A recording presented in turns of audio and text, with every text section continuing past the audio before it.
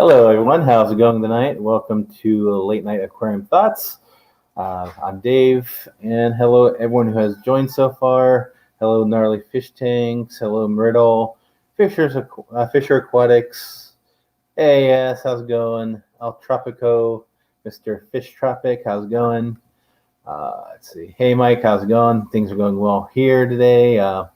Tank Top Tropics is here. Let's see who else. Alan Matthews, hello. Amanda May, hello to you as well.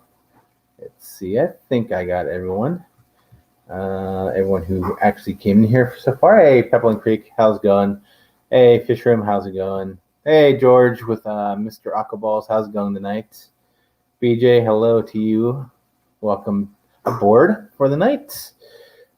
Tonight I shall be talking about right or wrong, maybe somewhere in between.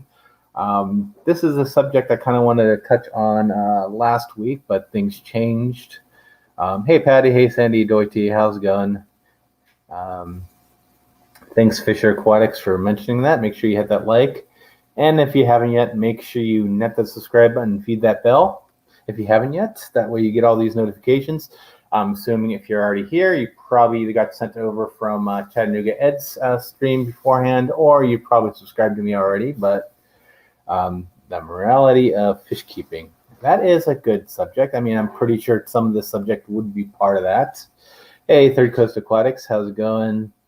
Pepper Jelly, welcome to the channel, to the live stream tonight. Yeah, looks like everyone's coming aboard through the live stream stroll of the evening on Thursday nights. Starts off with a few other streams before me. Hey, Junior Pacheco, how's it going? Just as a friendly reminder, I do have stickers available. If you go to aquariumthoughts.com/stickers, you'll be able to find them there. Hey, Natural Aquariums, how's it going? Speaking of which, I do kind of want to mention a few things on the website. A few things I added in the quarantine tank, which was a couple new designs. One is this algae farmer one right here. I do have the unisex shirt, which is this one. This is a unisex shirt if it ever decides to pop up, which is this one right here. As well as I do have some ladies' tee in that design as well.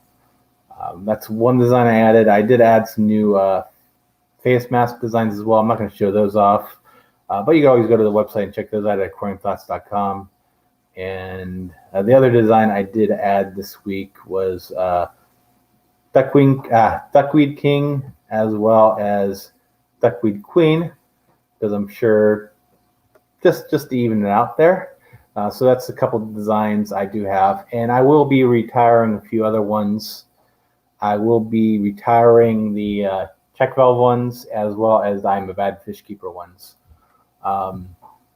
So I will be getting rid of a couple of designs on there as well.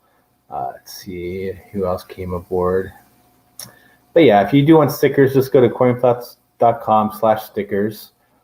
It is a name your price.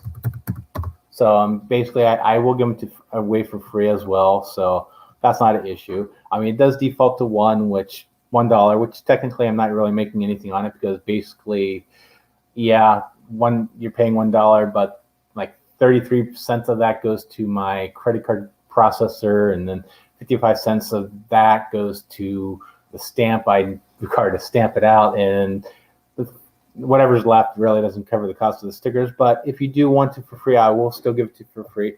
All you have to do is just change this $1 right here to $0, and then that will be basically free.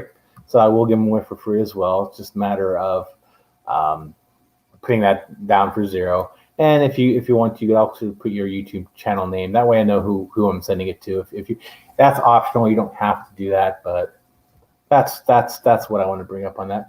And oops, of course I didn't have this on the screen, but here's the good old sticker menu. Basically, and here is where this is normally like that, which is defaults to $1. But if you do want to change that to $0, perfectly fine. And right here is where you put the YouTube channel if you do want to do that. It is optional, not required.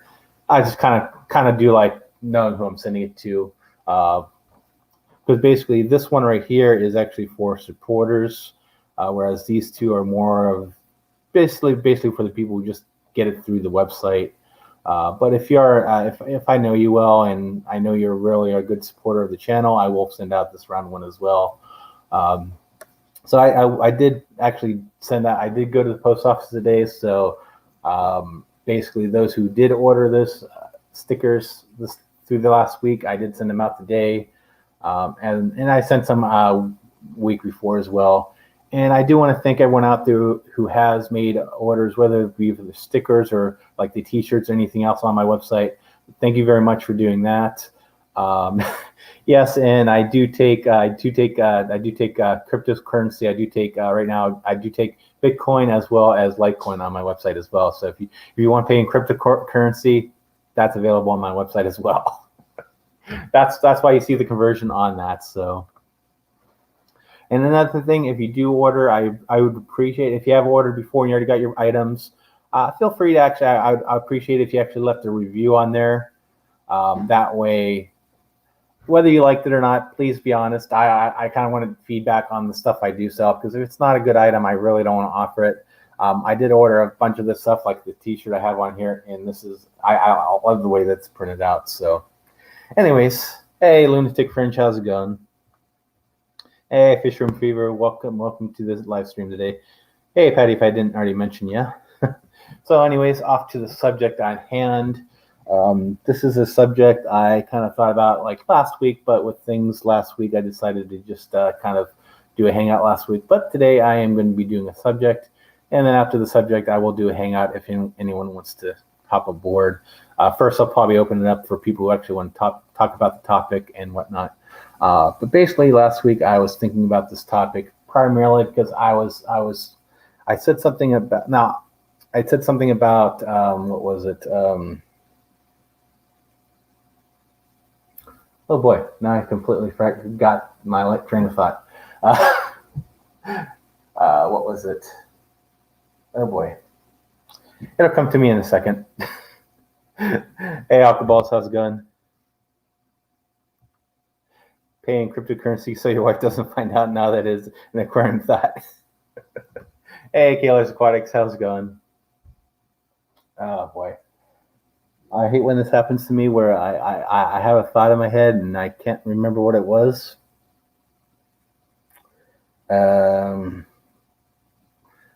Give me 1 second while I think. It's something controversial, kind of.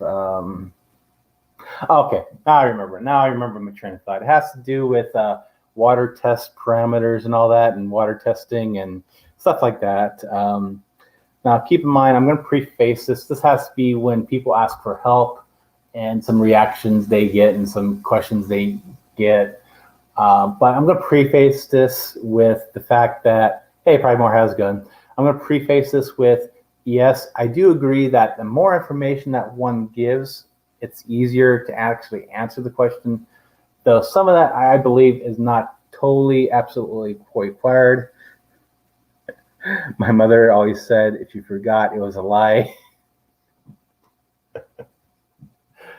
Well, I mean, it's just how I feel about a certain subject. It's just I'm still trying to like go through the whole method, and whether am I right, am I wrong, or maybe is it somewhere in between kind of thing. That's why I kind of did relabel this subject into right or wrong, or maybe somewhere in between. Because some of it I was thinking as well, because I think some of it, when people are actually asking for help on forums, and when you're giving answers, typically it's more geared more towards the beginners in the hobby, as opposed to more of the intermediates than the advanced. When you get into the intermediate and advanced, then the help kind of changes a little bit, because you're not really working with someone that's actually just starting out in the hobby. But basically, this has to go to when a person has a sick fish, and they go on a forum and they ask for help. Can you help me out? Something's wrong with my fish. And one thing I do see a lot is, what are your water parameters? Which, to me, I'm not really. This is where it gets a little controversial, because I really don't think that's a lot of times pertinent to the question sometimes, unless the actual illness is actually, but I could totally be wrong on this. I mean, but it's not. I don't think it's really pertinent unless it involves the actual thing where it is something directly related to the water parameters, where what's causing it is the water parameters, where the ammonia might be too high, and that's causing the issue. Then yes, the water parameters in that case I think is more of an issue.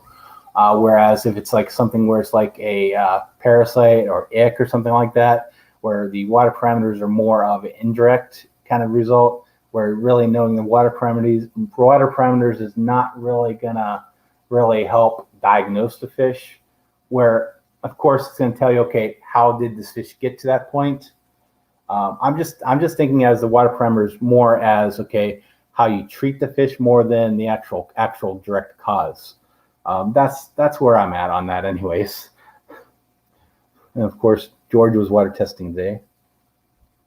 I mean, please feel free to put your thoughts in the chat or whatnot, or if you're actually watching the replay, feel free to leave comments as well. I'm pretty sure I'm probably going to get blasted by some people here, but that's just how I view the whole thing. Because I view it as more as the water parameters being more of an indirect cause rather than the actual cause, which of course, always knowing all the information that you can give is always going to help get you better questions or better answers. Not questions, but answers. Of course, I mean, you give the water parameters, and of course, it's going to rule out, okay, is the ammonia too high, or is the nitrites too high, and stuff like that. But I could totally be off base. It's just. I mean, I feel sometimes when you ask those questions on the forums, and it's just kind of followed with like 20 people saying, what are my water parameters? I don't really think that's really helpful at times when people are kind of going to be skittish about giving that information because they feel embarrassed and stuff like that. But and I think a lot of that, a lot of the advice and a lot of stuff on forums and on the internet sometimes is more. It's more of the audience. I mean, because sometimes things can be right, sometimes things are wrong, but oftentimes there's also some things that are really somewhere in between. A good example of the somewhere in between is it okay to overstock a tank with fish? I mean, whereas if you're just starting out in the hobby and you don't have time to do the maintenance on it, then overstocking the tank would be in the wrong category.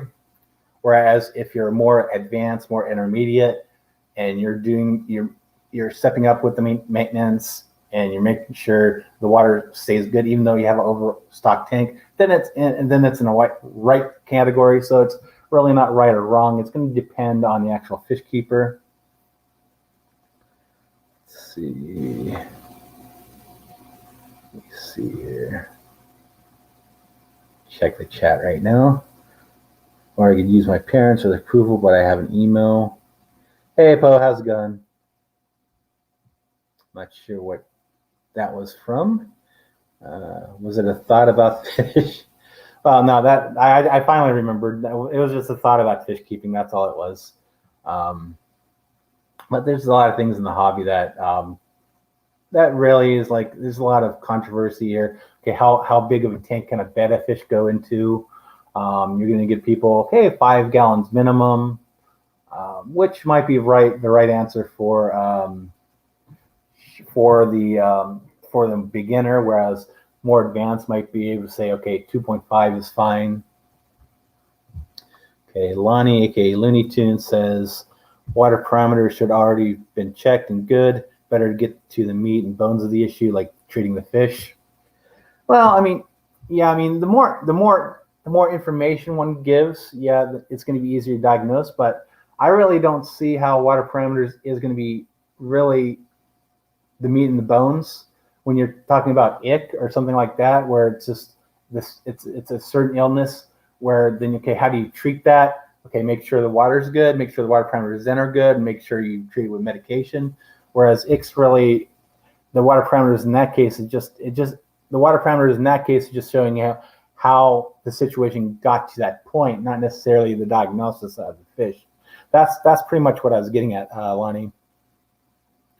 Whereas if it's like ammonia burn, if it's ammonia burn, then yes, the water parameter is going to be the meat and the bones.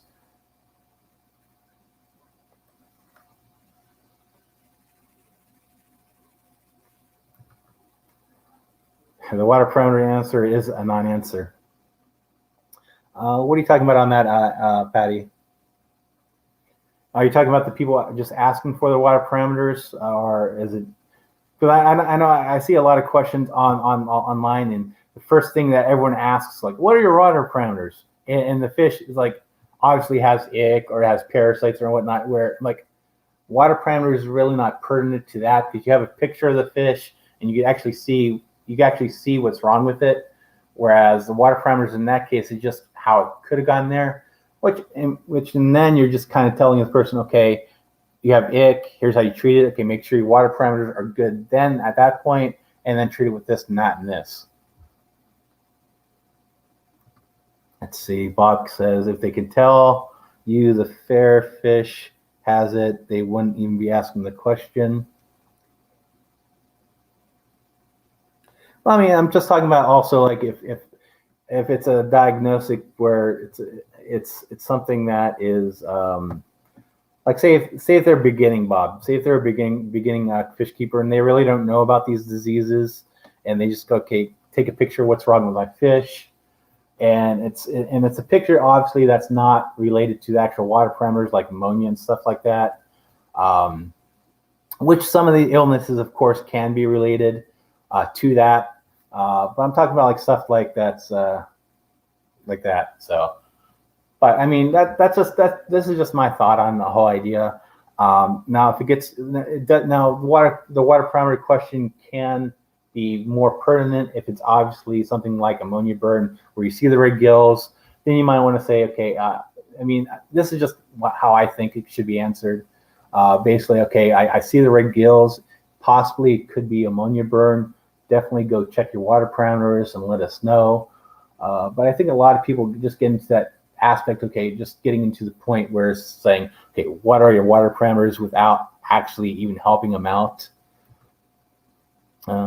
Yeah, Patty, that's what I'm kind of getting at on that aspect. The people's first question when it shouldn't be the first question.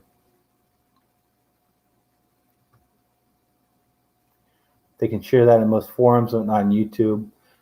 Yeah, Bob, I'm talking more in general of like those forums like Facebook or Reddit or stuff like that.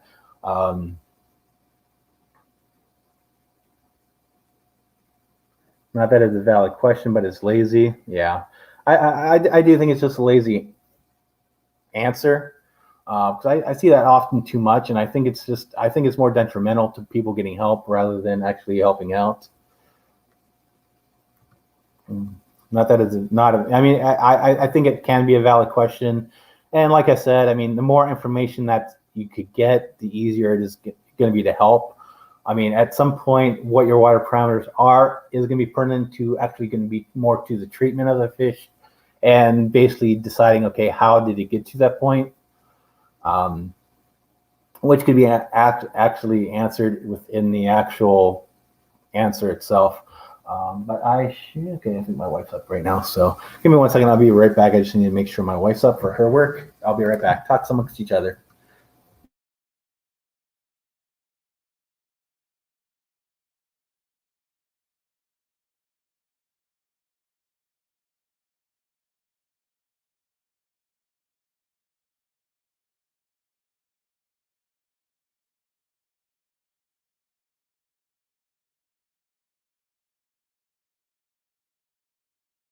Okay, sorry about that. I am back.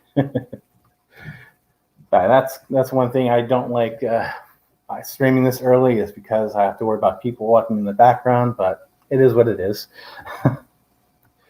Let's see what Chewy says here.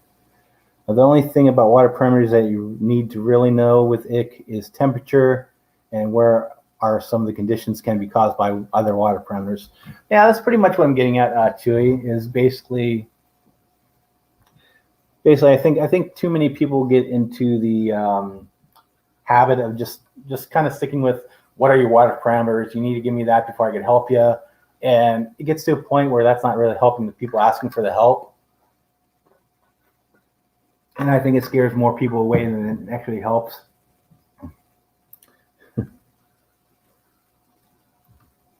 Oh, too late, Murdo. I'm back now. Plus, I have a whole history of what you guys said.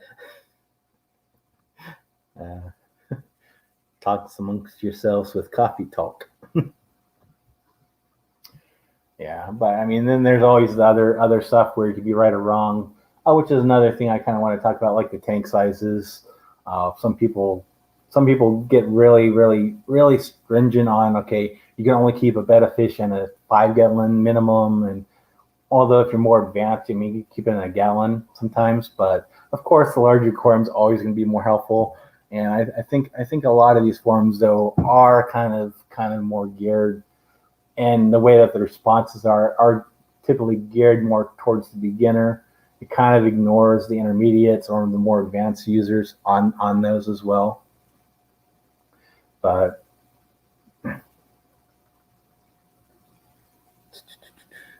and see, that's the other thing too, Lunatic Fringe. When people are talking about water parameters and asking about water parameters, they're only basically asking for the main three, which is going to be the nitrite, the nitrate, and the ammonia. And of course, heaven forbid you have a nitrate at 20. But let's see, too low of a pH can cause acidosis. I do believe is a term. Nothing worse than seeing a monoxide in water and is not considered alkaline. Water can affect how a fish looks too. Yeah. Issue is called pH shock. But I mean, that's the thing too. When people are asking for water parameters, they're really not thinking in terms of pH. Hey, Fnosky, how's it going? Hey, Billy Joe. Got notification. New shrimp are in the city next door. Should be here later today. Well, congrats. Hopefully you enjoy them. But if anyone wants to come up and decide to talk about this as well, I will post a link. If you want to come up and talk about the subject at hand, want to give any other insights, feel free to do that as well. And there's a link if anyone wants to jump on the board. And of course, that's going to be limited to people I do trust and know that's going to be around in the community. So,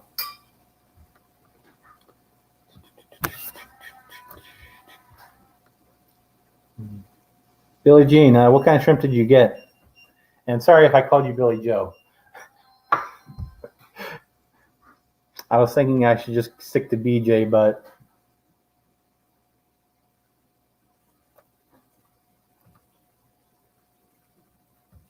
yeah.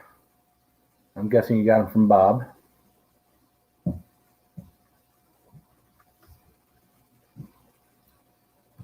see here.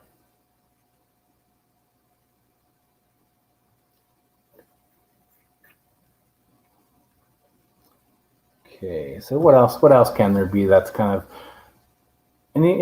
what else can be right or wrong in the hobby or somewhere in between? Let's see, overstocking, tank size, and there's always the oversized fish. I know some people get into the whole habit of, okay, you can't keep this fish and that fish. But I mean, of course, if you get a big enough tank, then that's you always have to get the right amount of tank size. Many of us are intermediate in a certain type of fish, like me and cichlids, but I just got my first rainbow fish and I know nothing about them. Yeah, I mean, you're always going to have your knowledge in one area where you might be intermediate knowledge in one area, and you kind of switch to another area, then you're a complete newbie. When you're basically a beginner point on that, which of course then you're definitely going to need to learn more about them. But I mean, even at that point, being an intermediate on other things, it's going to give you a step up when you're starting something new, because you at least have the base knowledge on that. Yes, and Tds Meters. Yes, and Tds Meters read all sorts of things like carbonate hardness, mineral hardness. Yeah, it definitely those Tds meters don't really tell they don't tell the whole story. With this Tds meter, you kind of have to use it more as a gauge. If your tank's sitting at like 200 and it stays at 200, you're probably most likely fine. But if it jumps up to like 300, 350, then something is probably wrong. Definitely, take mates is another one, which is kind of in between right or wrong, and sometimes in between, because sometimes even certain fish where one person has success keeping together, another person might not. And a good example of that often is in Betta fish, where one betta you might be able to do perfectly fine in a community tank, like neons or whatnot, and they all get it well together fine. And then you can have a different betta, put them in the same community tank without, of course, the other betta in it, but then that betta just goes to town on the tank mates, which a lot of that does depend on, of course, the individual personality of the fish, which a lot of people get wrong. A lot of people get in their minds, okay, you can't keep this fish with that fish because of this and this and that. And a lot of that is just basing on their own experience, and they post that, and other people see that, and they just assume that's going to be the case across the board. Okay. How much filtration? What substrate is best? Brand loyalty or filtration? Yeah, brand loyalty is always a sticking point with me. Of course, in the fish keeping hobby, you do have very, very hard brand loyalty with like Seachem Prime. You have it on the Aqua Clear hang on the backs. The fluval canister filters is another one, which, I mean, they're all going to do what you need to do in any brand. I mean, of course, you can have your reason why you want to go with those particular brands, but there's also reasons why people might go with the other brands as well, which is not a wrong answer or a right answer. It's somewhere between. It's going to be what's going to be working for them, as well as what substrate's best, how deep of a substrate, how much filtration. LBR, I mean, he does tanks without filtration. I mean, there's whole different ways of actually filtering the tank out. You can have lots of plants, which also helps in filtration. Let's see here. See, overfeeding versus power feeding for quick growth. As long as enough water changes happen, can stay healthy. Is it right or wrong? I mean, a lot of the stuff is actually going to be falling in between GRB, because basically, I mean, you can overfeed, that's not a problem, as long as you're making sure that everything's in balance. You might have to, of course, keep up with your maintenance more often. You're going to have to make sure that there's no, make sure the fish are actually handling that, because I know some fish, they might not be like Mabunas. If you feed them too much on a certain kind of food, they get bloated, and that becomes a problem.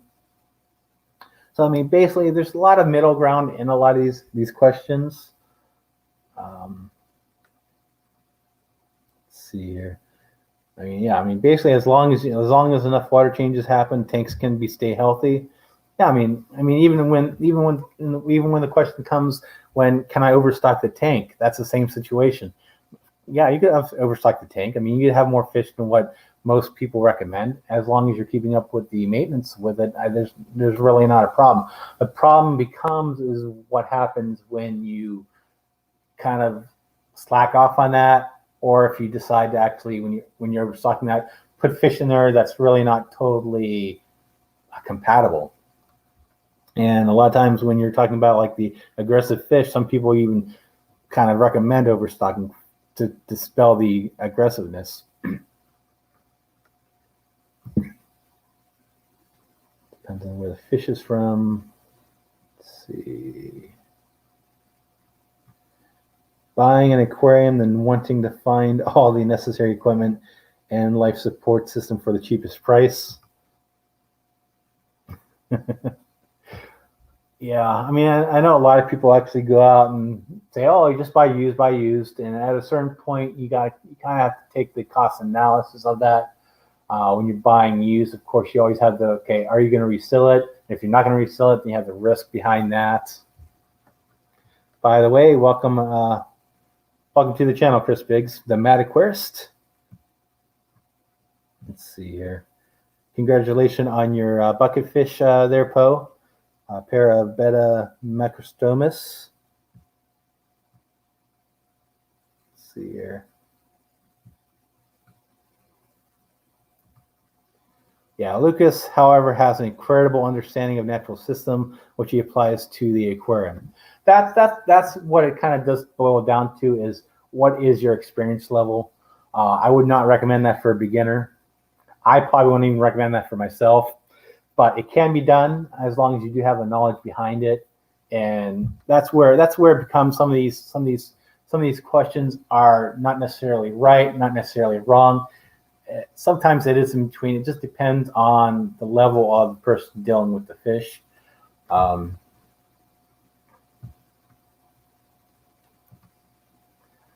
Same could be true with discus, as wilds do not like alkaline water, but domestic ornamental discus could live in Lake Malawi. Yeah, I mean, a lot of that has to do with like how they're bred and all that. I mean, I probably would not be able to do wild discus where I'm at. I'd have to get domestic ones. Let's see here.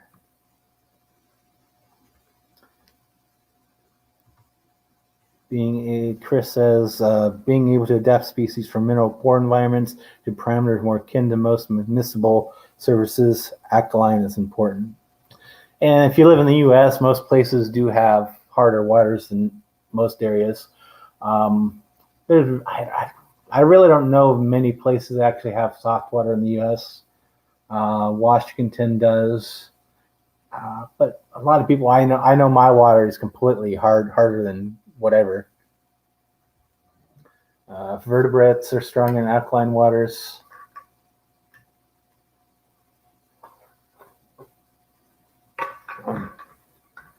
Yeah. And personally, I've never been a fan of kind of fighting the water parameters in terms of the hardness of water. I just try to keep stuff that I know could probably survive in the water I have, personally. But more akin to most, yeah, most municipals do have the hard water. I know mine. If I tested without the water filter system in the house, I'd probably come out like 350, 400 on the Tds meter. Where out of the tap now through the water filter, it's still coming out like 250. So I definitely have hard water where I'm at.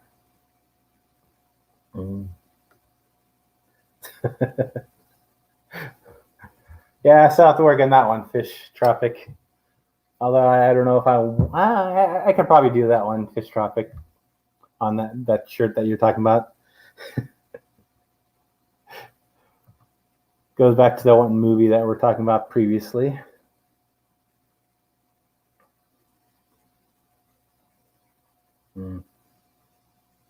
Yeah. Chewy's talking about the adjusting the species into the harder water, which is about why Seacrest Farms had to bring the cardinal tetras to Florida and slowly adjust them to harder water parameters. Lunatic Fringe, how is the water in Florida anyways in terms of hardness? Is it super hard or is it kind of gently hard? Went through that in the 70s and it was a hard process. I can imagine that. That's why I decided just to stick with the Maltese, which is an intake. Chris says liquid rock. Yeah, Southern California water is pretty much liquid rock as well. Hey, Mr. Gromby, how's it going?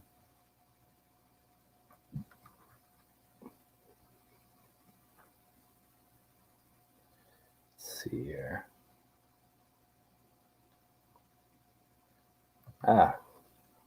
Kaler, Bob says the hardest.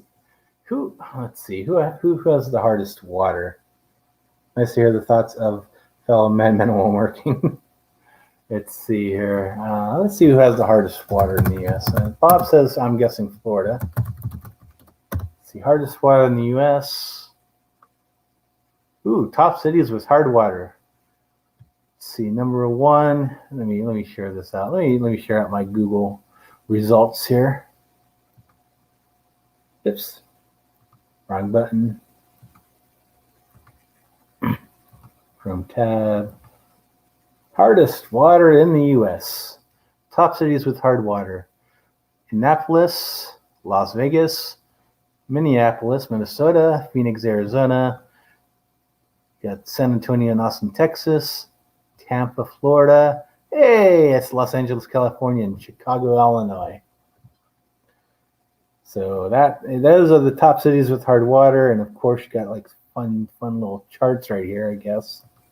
Let's see what this one says. And this, whoops. Let's see here. And that's a whole kind of chart, I guess, on hard cities. Ooh, the whole Midwest right there is extremely hard. Actually, where I'm at is not really that hard compared to what this is right over here in the Midwest. The Midwest is completely filled with hard water. And there's Florida with very hard and extremely hard. So, I mean, yeah, definitely does vary. And I can remove that now. Lake Tahoe. Fish Tropic, I will say one thing. If you've never been to Lake Tahoe, you never swam in Lake Tahoe, I would say one thing. Lake Tahoe is extremely cold. I went there a few years ago during 4th of July. I jumped in that lake and it was freezing even in July. Okay. My comment wasn't literal as an expression. When I moved to Florida from Tennessee, I felt like gravel coming up out of the faucet. Yeah.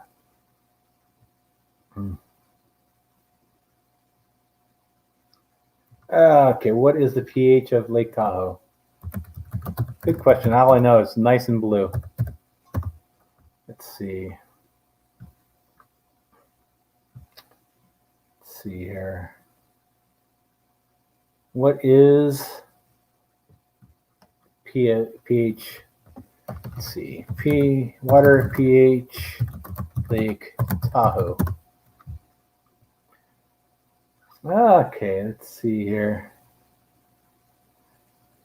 All it comes up with on Google says Tahoe Artisan Water has an amazingly high pH of 8.7, but that is a water that persons are selling. So let me see here. Let's see, study of pH. Let's see here. Water's tested for temperature. Let's see what this article says on Lake Tahoe's water. Let me see if I can find the answer to that.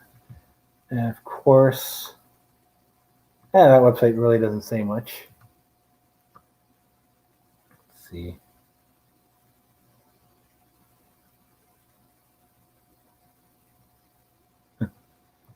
Let's see. Lunti French says, or Chewy says, pH does not accurately determine the alkalinity of the water. Well, Chewy, would that be more of the GH or the KH?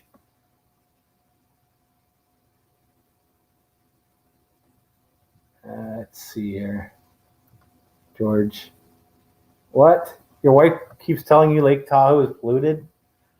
Lake Tahoe is very clear water. Although there's issues. Sometimes there's algae blooms in that water and some other things. I think she's just taking to Santa Ana River Lake because it's not a 8 to 10 hour drive. That's probably why she's taking you there. But yeah, when I went to Lake Tahoe, it was a nice trip. Me and my family liked it. I went 4th of July week. We actually stayed there for a few days. Got to see the fireworks on the lake and all that fun jazz. There's largemouth bass in there, I think. That's Fish Tropic. And Kaylor says Johnny Carson likes to go to Lake Tahoe. Or like to go to Lake Tahoe. Let me see. Lake Tahoe geochemical study. Let's see what it says here. That's not going to tell me much. Let's see here. Okay, here we go. Lake Tahoe at 3 meters, pH is 8.07. At 460 meters, it is 7.72. And when these were taken, let's see, I don't know when these were taken. There's a whole chart on this website I found. Let me post a link to that. That's which is a Lake Tahoe geochemical study. It actually says the pH. Okay. Alkalinity is based upon minerals except for sodium, which can actually be used as mineral exchange in water softeners, but adds salinity to the water. Yeah. Maybe she meant Lake Paris. Between Lake Paris and Tahoe, I'd still go to Lake Tahoe. It is very, very beautiful up there in Lake Tahoe. Basically, you have the forest area up there. You have the crystal blue waters in Lake Tahoe. Salinity is based upon all minerals in the water, according to Chewy chemistry, while sodium is the measurement of salt in the water. The chloride mixes to make other compounds, like your sodium chloride, your other stuff as well.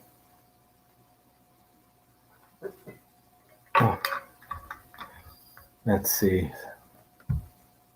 And your GRB is pulling out all the chemical equations there. Hey, Scott, how's it going? Lake Titicaca. Let's see here. Didn't film Piranha there. All I know is if you ever see people swimming in Lake Tahoe, they are freezing their butts off.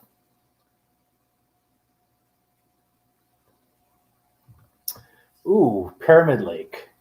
That is I think what is it? The Glen Oaks Dam, I think, or is it?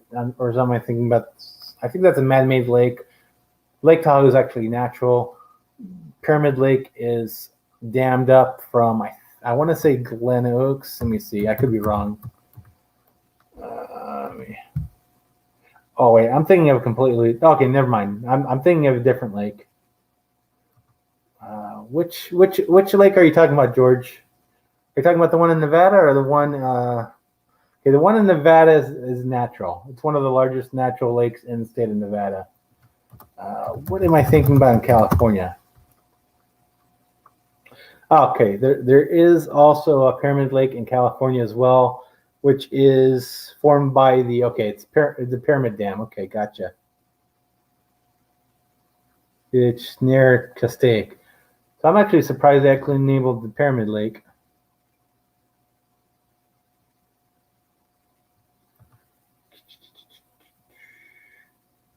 Let's see here.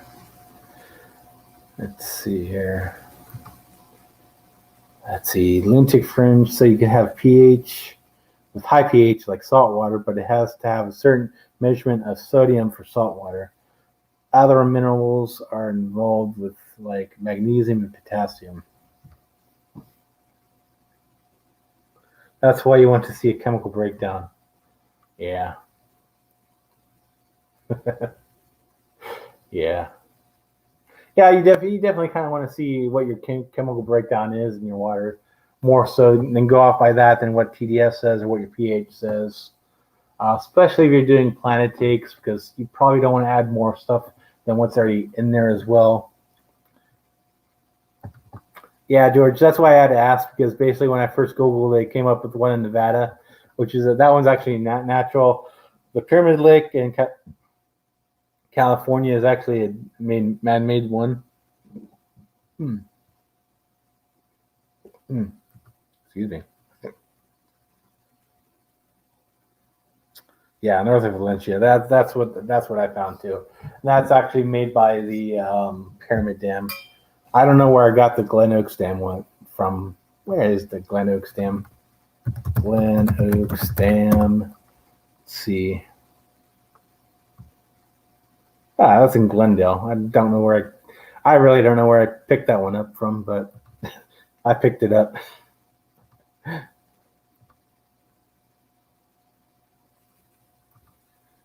Yeah, fish traffic. Lake Tahoe is very, very deep. Second deepest freshwater in the States, apparently.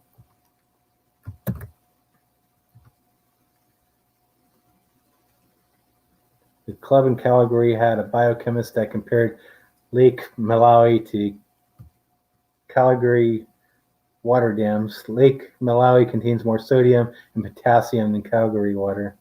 Let's see. What is the deepest lake in the U.S.?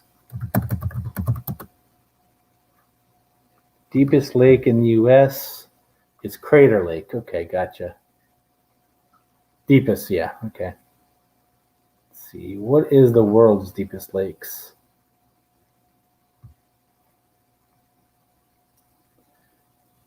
Okay, deepest lakes.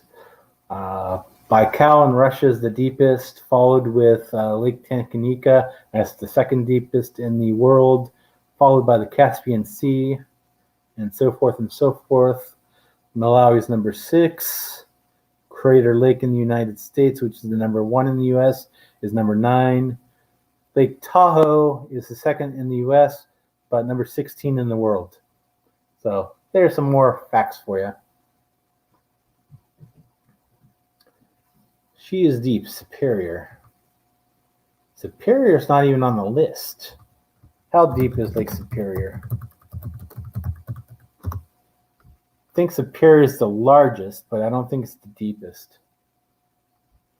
Okay, Lake Superior, the deepest it goes is 1,332, whereas Lake Tahoe is 1,644. So Lake Superior might be number 3. Unless there's a deeper one somewhere else in the U.S. Let's see here. Oh, no, it's not even number 3. Okay, number 1 in the U.S. is Crater Lake. Number 2 is Lake Tahoe. Number 3 is Lake Chelan in Washington, followed then by Lake Superior. Okay. Interesting. Finally, a question from high school quiz bowl came to use.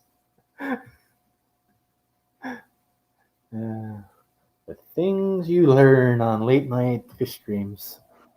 Hey, George, how's it going? Hey, buddy, how's it going? Good, good. How have you been? Here, hanging. Everything good? Pretty good, pretty good. Just trying to figure things out in my fish hobby right now, but gotta figure out what I want to do with my sole pisto and my 20 long. I like the topic we were talking about earlier about the test in the water. I wanted to ask you something about that. Yes. What's the best? I mean, what's the most important test you think it's on that chart, on the master test kit? How a newbie would know what to look for? Okay, we tested it and said, let's say, let me bring up the. This is the freshwater master test Yes. kit. That's what I'm talking about. And here we go. Exactly. So let's say forget the pH. Forget the pH. Okay, the boat pH tests. Okay. You should know your pH, George. If you're beginning, you should know your pH. That way you could plan accordingly.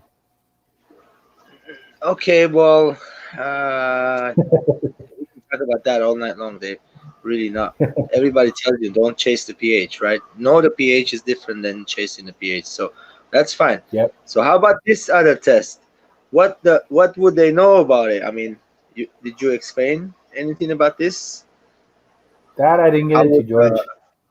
Yeah, I wanted to see if you want to.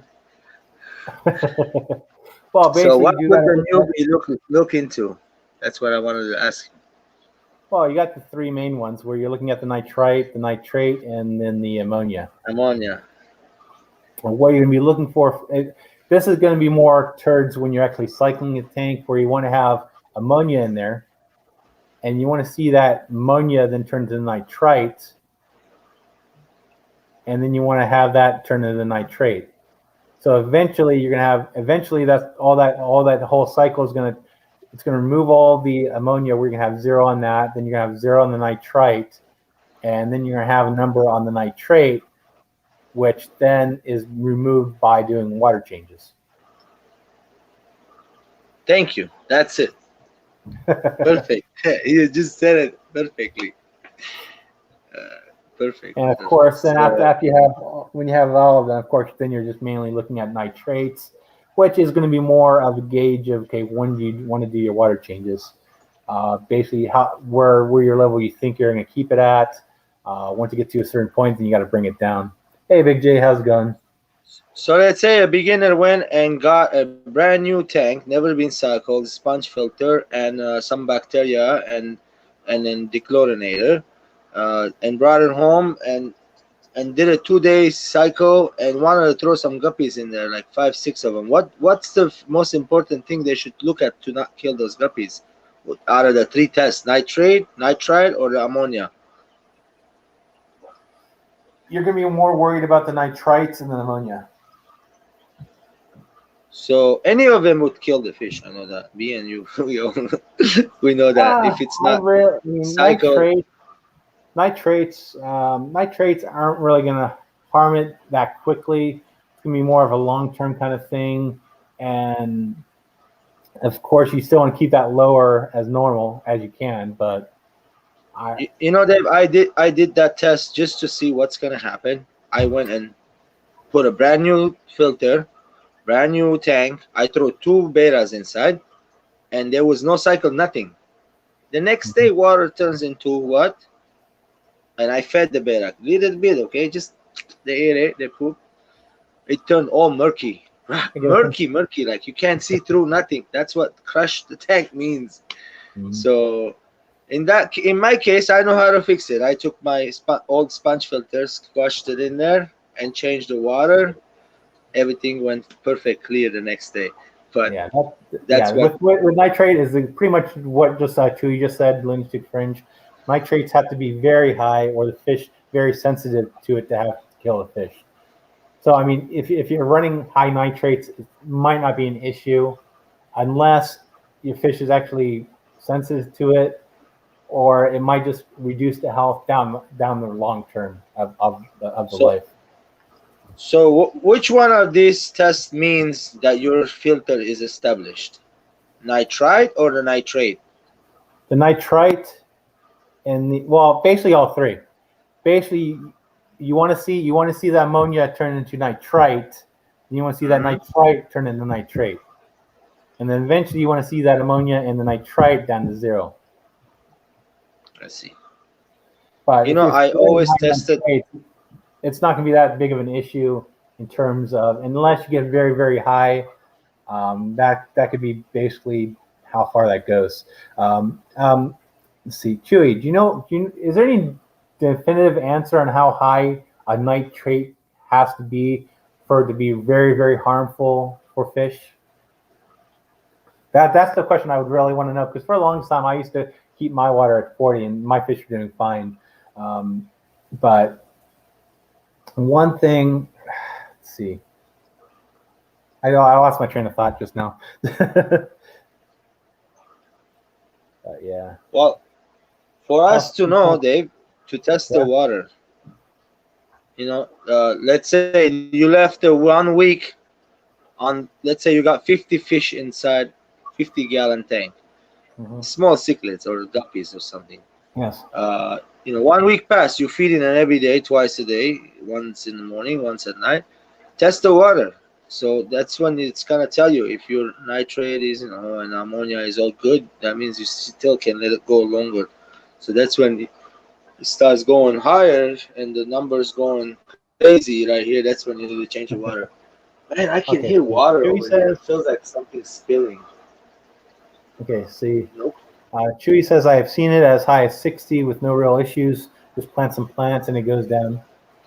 Or, of course, your water changes. But the nitrate, yeah. Let's see. Scott's Aquatic says, most people say if you have plants, 40 or less, 20, no plants. I've seen some crazy answers on the forum. Some people, I even seen people claim that, oh, you have to have 0 nitrates as well. I'm like, no. I mean, you could get away with 20 or 40. I mean, I think if you really want to give an answer to that, 20 is probably the safe area. I never had a tank had a zero nitrate in it. Yeah, Nitrite always have my tanks zero nitrite and zero ammonia, but yeah. the nitrate is always at 20, 40, somewhere around there. It's in between the orange and red most of the time. Let's see. Bob said, I've had 80 and I was shocked the fish were fine. I had to lower gradually over a couple of weeks. Yeah, that's. I mean, when you're running high, I mean, it's not necessarily an issue. The one issue you can see if you have high nitrates is if you're introducing that fish into different waters. If you're changing tanks, then you're gonna have some issues, or you might have some issues putting new fish into that tank, which then it's a matter of acclimating the fish to that water. That's true. Which is probably where the spikes being the issue on that. Don't let your water spike, of course. You know my 180 gallon, you see all that cichlids and angels inside? Yeah. I do every once a week change water, no matter what. And I change this flask, the filter flask. But I feel like it's been overdue for cleaning the sump. I have to clean the sump, one of the sumps at least. The big one, the 6 foot long one, the planted tank, I just like 2 days ago cleaned up the sump and the filters. That's looking fantastic. Yeah. So when Priscilla comes here and you guys come over on the barbecue, you'll be able to see it nice. Yeah. Yeah, fish traffic, we're all water keepers before fish. Yes, yes, yes. I am big time water keeper before any fish in my waters. Fish keepers have a lot of hands in a lot of things. Biologists, veterinarians, water keepers. I had this before this. So if that tells you anything. I kept water, tested the water. I mean, this don't mean much, but again, it's something, you know. I mean, when you start with RO, you got to use the water. You got to use the TDS meter right. That's all it is. It's not telling a story. It's telling a story, but it's not telling the whole story. The story is TDS. The TDS is when you are using the RO water to add minerals and this and that to see how much you add in. It's pretty much that's what that is for. Well, I mean, you can also use it in your aquarium as well. It's basically you measure the TDS and you see where the TDS is. But just knowing what it's at right then and there is not going to be telling any story whatsoever. What you want to do is measure it over time. If you see the TDS climbing, then you have something going on. Whether it be something in the water going up, like your nitrates or whatnot, the evaporation, you're just filling it up with tap water. Something is going wrong if you see that on the TDS meter going up. Hey, Chubby Guppy. Hey, Florida Fish Rescue. How's it going? Some new faces today. But that's what you want to use the TDS meter. You just want to use that as a tool, but you don't want to use it just once here and there. You want to make sure you're kind of keeping track of it. Do you have a pH meter? I don't have. Do you have a pH meter? No. I just ordered one. Nice one. The Amazon. What I want to do? But the thing is with these meters, like right now, this one I'm sure it's zero, no good anymore. So you're supposed to, every time you use it, clean it with the distilled water and store it inside the special liquid solution for the probes don't go bad and dry out and this and that. So if you don't do that, it's not accurate readings all the time. If you want the truth, that's what they say. Yeah, I think with pH, I mean, I think the tests available are very, very easy to do, anyways. But that's just me. If I had a really kind of this one's pH, it's pretty good. Yeah. This one with the liquid, it's accurate. Yeah.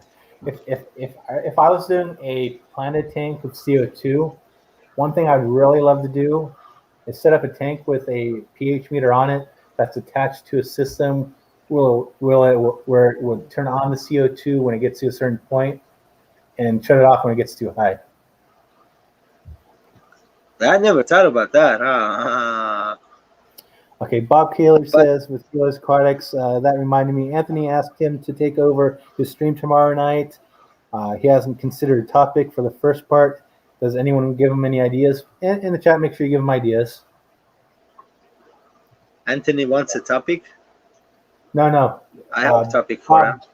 Bob is taking over Anthony's slot tomorrow. Anthony's doesn't, I guess, So isn't available. Bob wants a topic. Bob with Kaler's Aquatic wants a topic.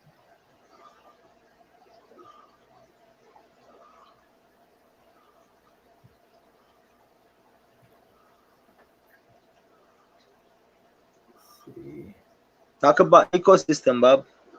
You know, like fishes, where they come from. Each fish, like say, like the African cichlids come from Africa. We can't put them in acidic water. Have to be in there nice and rocky in their ecosystem. Well, it's a nice topic. I'm sure in Africa there's probably some saltwater fish as well. Just not out of those 3 lakes, but there's probably saltwater somewhere in Africa that you can get saltwater fish. Killifish, bro. All come from mainly they come from Africa too. The killifish, they're in the little puddles in the soft water. Yes, they breathe in. I think a lot of killifish come from Africa. Yeah.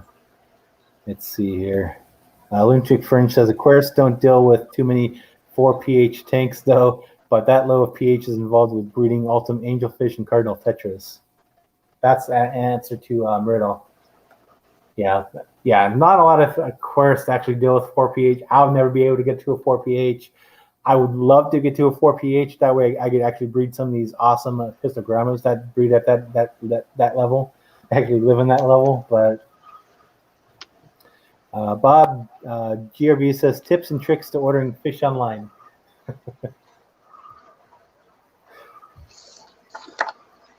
My brother GRB, hello.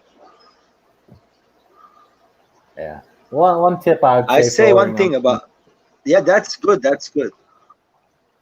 Fish and chips. That's a good one. Tips and tricks of ordering online. Ordering What do you want to do when you prepare for? That's a good topic. Yeah. No, like remember Bob when I went and ordered. Remember, Bob, I ordered some fish from Sand City. They send it to me in a floater bag. You know, stuff like that. If you don't know what to do, you should talk to the shipper before. Say, hey, don't ship them in the floater bags, please, if you can. Something like, you know, tips and tricks like that. I think.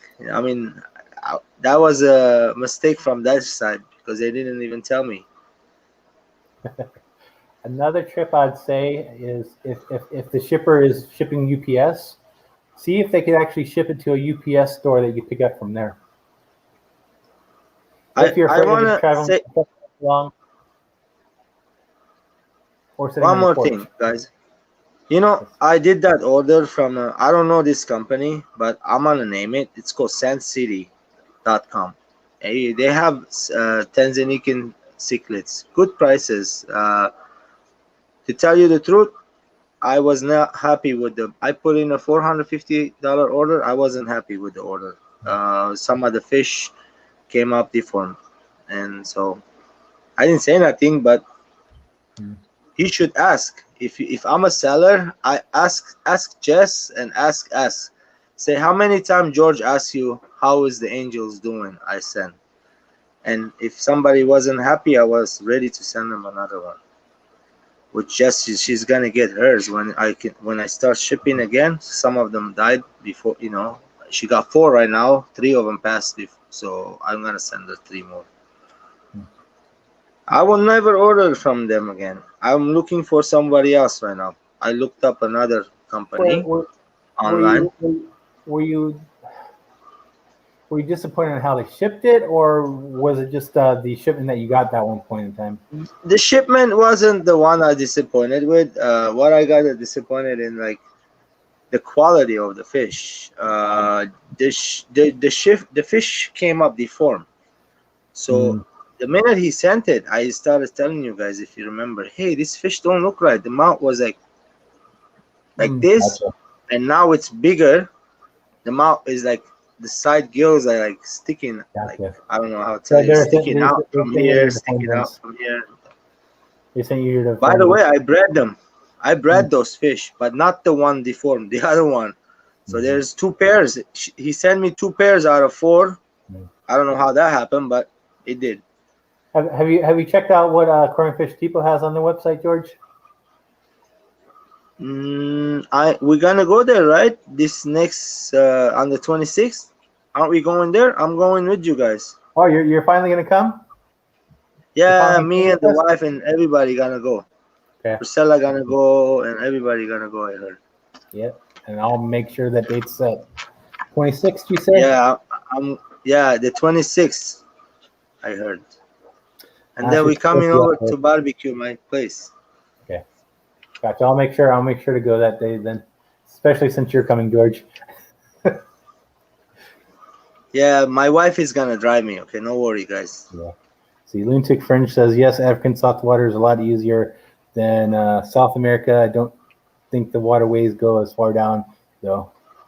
That's interesting from the Bob. You know, I haven't played with apistogrammas, but that's gonna be my next.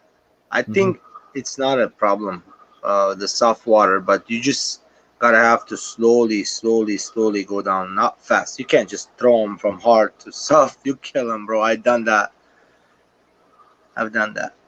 Yeah. Well, I was going down on this one, but I think I lost the nail in my piston tank, so that's not happening.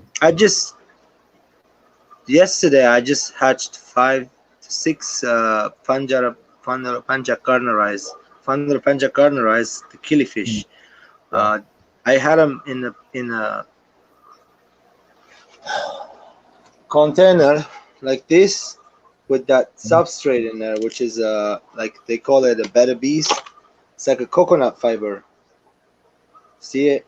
And it's not moist at all. It's like barely damp. Like there's not much water in there. So I just set it in there, wrote the date on it, waited. I say 20 days is the best for me for this species. So, and they hatch the next day. They hatch the minute, I put it in the bucket and fill it out with auto water and then flashlight. You see them little bit swimming. I just scoop them out with a turkey baster, have them in the tank raising them up right now. Dude, that was fun. Oh, that's a nice little trick there, Lunatic Fringe. The true canary of the cage to keep bald discus, to keep cardinal tetras at 6 pH. Boss went here as cardinal tetras learn before I give you discus. Cool. So I guess if the cardinal tetra is going to have problems, then the discus are going to have problems, I'm guessing. Ooh, gold red. Big J got some new pistos. Gold red of what? Cockatoides, Agassizias. Do you know the type on it? Hongsloi. Maybe I'm guessing McMasteri. Nice, Big J. Yeah, definitely cheaper to give cardinals than discus. Yeah, exactly. Chewy, next time he does it, I'll show you. No joke. This guy, my LFS, he puts those wild discus in the pH of 8. Wow. Are you sure they're wild discus? Yeah. Okay, he just sold the last 2. They were there for over a month, and he did water changes, everything. Next time he gets them, I'll show him. No, they come in like that, dude. They acclimate them, flop and drop. Poof, that's it. Big ones too. They're not small though. They're not tiny. The littlest one is like 4 inches, 5 inches. They're not small. Yeah. And the prices are, he's selling them for really good, like 125, 130. It all depends. Oh. The smaller, he has like this size for $100. The bigger ones like that for 120. Those are good price. Usually they go for like 175, 150. Okay, I think I see the one that Big J is talking about. Let's see here. Let me share my screen here. There it is. Is that the one, Big J? Ooh, nice. Is that Cocotitis? That's a Quackatoides, yeah.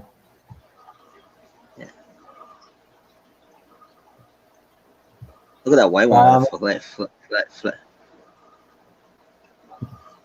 flame on.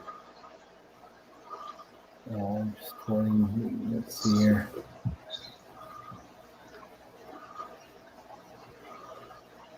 See, fish traffic is going to set up a poison dart frog.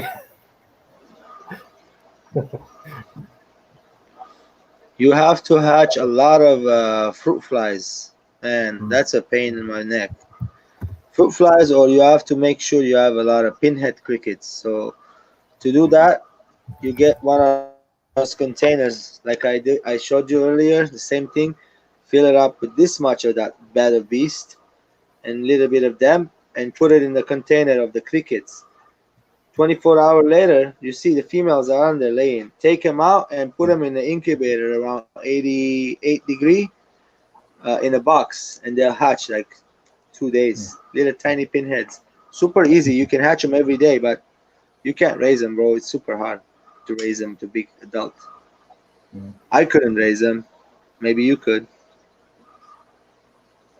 It's what fish is I that? hatched the pinheads easy. Which fish is what? What fish were you talking about?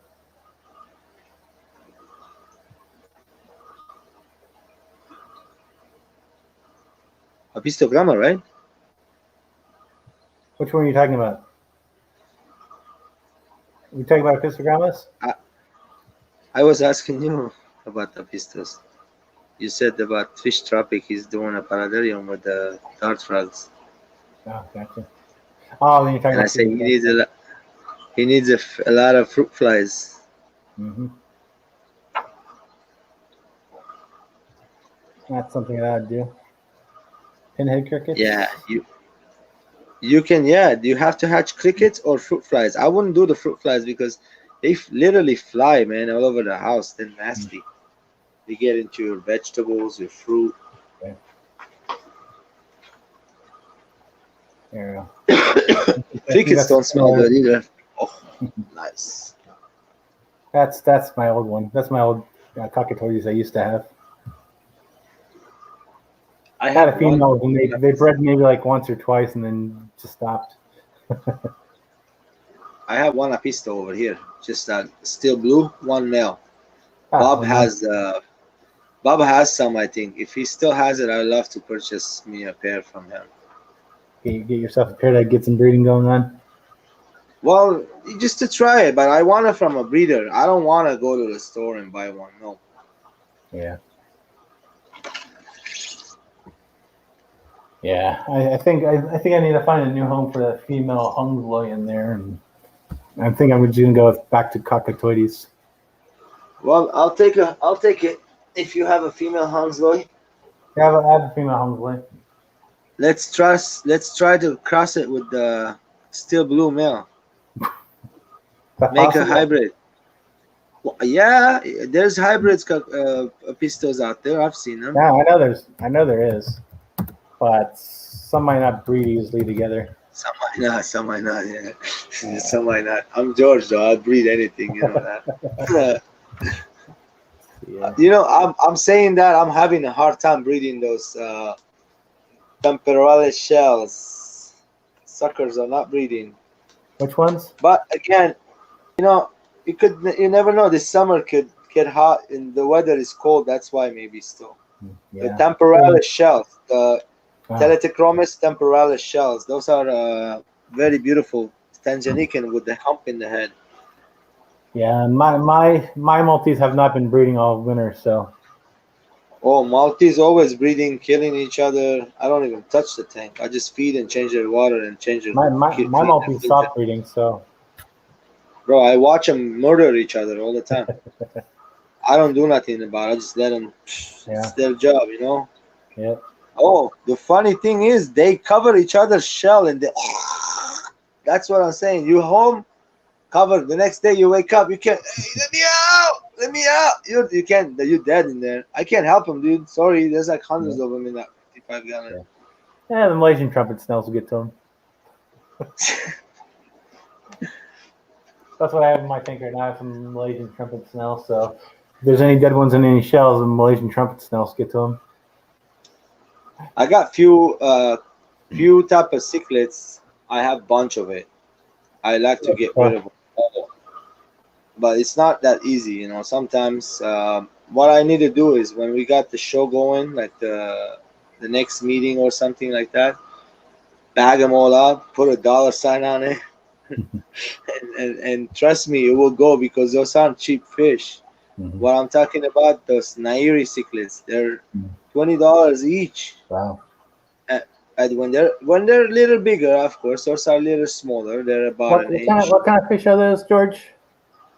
Those are Pandanarian Nairiais. The Nairi cichlids, they're like a red and yellow in the belly. They're not nice. They're mean fish. But where are they from? What kind of category would you put them in? Lake Victoria, they're cichlids. So they peacocks or not? No, they're like a smaller, like Mabuna kind of. So they don't grow that big. They're like 3.5 inches. Hey, Anthony. Good night, Anthony. Anthony, make sure you let me know how the shirts came out, so I just want to make sure they got to you okay. I got an LFS shirt yesterday, Dave. LFS gave me a shirt. I'm like, what? Do I work here now? Strictly Fish? Yeah, dude. They have some nice shirts. I'll be right back. No, wait. Not strictly. No. Tiki got a new shirt. Who? Tiki. Tiki got a shirt now? Yeah, Tiki got a shirt. Next time I wear it at your show, people call them the next day. You got the phone number on it. I'll be right back. Tell him I see you put catfish with guppies. Don't do that. He's gonna say, what? Where you see?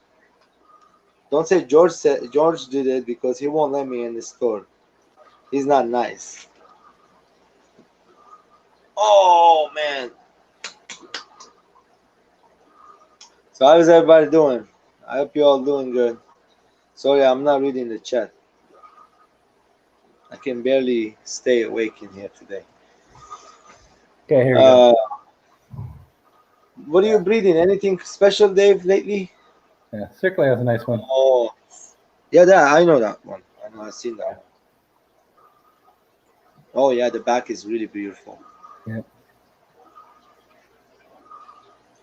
I haven't been there for months. Yeah, it's been a while. I have nothing for him. Every time I called the ones I have for him, he wasn't interested in him. So I'm like, well, why even call him, right? They're haplochromoid. Related to winter chromos of the rivers that flow in the waterways. Thanks for that information there, Chewy. Winter cichlids slow down on their breeding. It's natural. When it gets hotter and we're doing the water changes, they go back on breeding again. Yeah, I think that does it with a lot of fish there, George. Yeah, no joke, dude. I love my cichlids because the water goes down low to like 74, 75. They're just doing fine. Tanzanians are amazing. Cypricromas are good.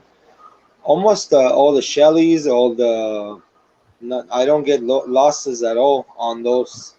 Knock on wood. You know, this winter I haven't lost not even one, man. No joke. Accidental that happened. Last year I lost one of the mom from the brevis, the mom of the brevis. But I got like 25 big ones now, bigger than the mom. I don't want those. I'm gonna get rid of them. Which ones? I'm not keeping any of them. The brevis, I want to get rid of them. I got like maybe 20 or something of them in the shells. Gotcha. Yeah, I don't have a tank. You know why I don't? You know what? I don't want them. Too aggressive? No. They're amazing. Because they're just the common brevis. I wanted the one with the gold face, dude. They're really pretty here. They're just a common brevis. They look good, but they got the pink stripes on there, really Gotcha. nice, white on the tail. But I wanted the one with the gold face. You know, they say sunspot. That's the one I wanted. Yeah, you can get those ones. You know, I'm gonna look for one fish when we go to Cichlid Shack, San Diego. It's gonna be the black lalupas. Have you seen them over there? Did you see any at all? Not off. Tanzanican. What did you see that nobody else has around here? Any nice Julie de Promes? I don't know, George. You just gotta go down there and look at them. Which one's the Lupii? The black lalupias, not the orange ones. Yeah. I know where to find those. One lalupais, Lipu something. I don't know, man. I don't know how to spell. George doesn't know how to spell it. Lalupais. I can pronounce. Let me see I'm here. Ozzy Osbourne when it comes to spelling. See that? I'm guessing that's like Tanganyika, right? Yeah, it's the Lake Tanzanican. Okay, you want to know nice website to look at Lake Tanzanican fish? Go to Rare Fish USA, something like that. Yes, Rare Fish USA. You will see the lupai there. There's like almost every Tanzanican fish you want is on that website, and they do have some for sale. I never bought any from them though. Let's see the orange ones. I see the Neolampologus. What? Did you see the website I'm talking about? No. I'm talking about the Aquarium Fish Depot one. I see. Here, I'll share that since I'm looking at it off to the side, and it's not like nothing I can't share. So I'm gonna share it. There you go. There. This is their website. This is the Aquarium Fish Depot, yes. Oh wow! So everything they have right now available. Maybe not. I see. I've never seen this anywhere. Neolampologus cylindricus. I gotta see what it looks like. Oh yeah, I've seen them. No, aggressive. What? I don't want too aggressive fish. I can't have a lot of aggressive fish, but they kill each other, some of them. And even though they're species only, I put them in there by themselves, they still kill each other. Ooh, I might have to get these when I get down there. The What is that orange one? Superchromis albino. What is that one? Albino superchromis. What is that one? Superchromis. How much?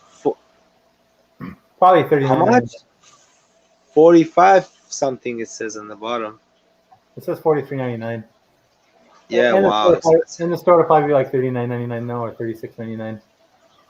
Those are good to have. They increased the prices on the website to account for the free shipping in California. I like Superchromis. You have Superchromis?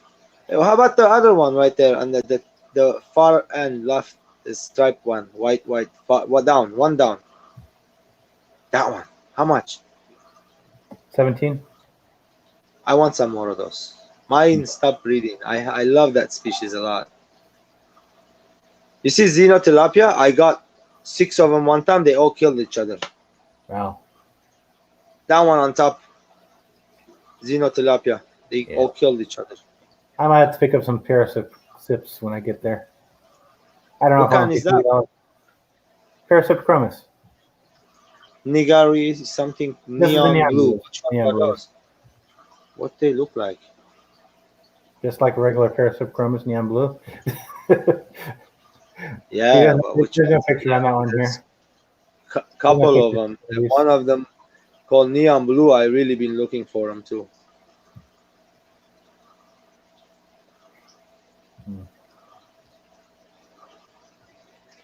See here.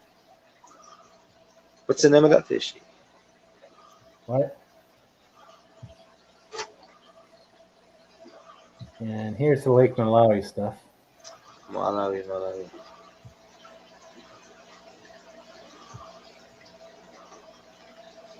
Nah, this is just normal stuff.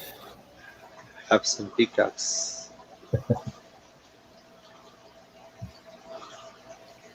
You know, I never wanted to get into those. What? Well, But the Mabonas and stuff like that? I think they're like, in my opinion, I don't know. The cichlids, I love them a lot. And if I'm gonna breed them, I'm gonna fall in love with them more. And somebody gonna take them and abuse them. It's not the same with the angels and stuff. You know, angels, most people buy them that they really know about them stuff.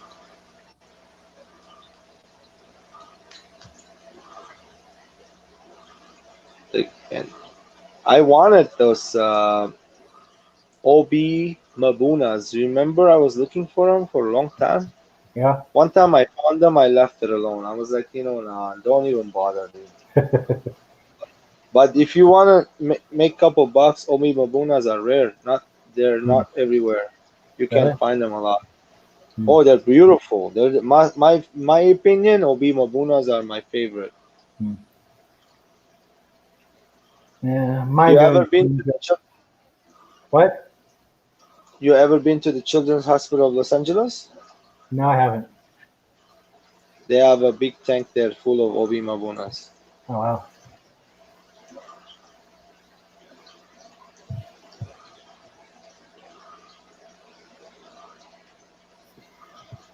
Yeah, I don't go that far because I don't live close to them. I live close to the Children's Hospital of Orange County. The wife was there today, Dave. Yeah. She went there for pulmonary for the boy, and then tomorrow, 4:30 in the morning, we're gonna wake up. 5 o'clock, we're gonna be in the car.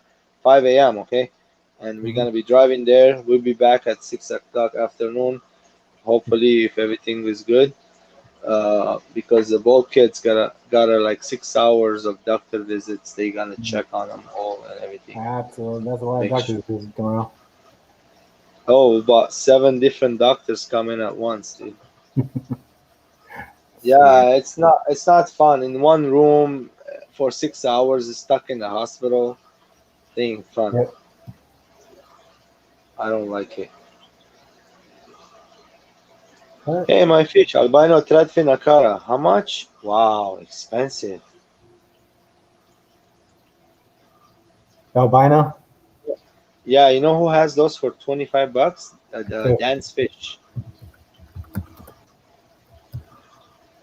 Let's see, here's a I have picture. 4 of them.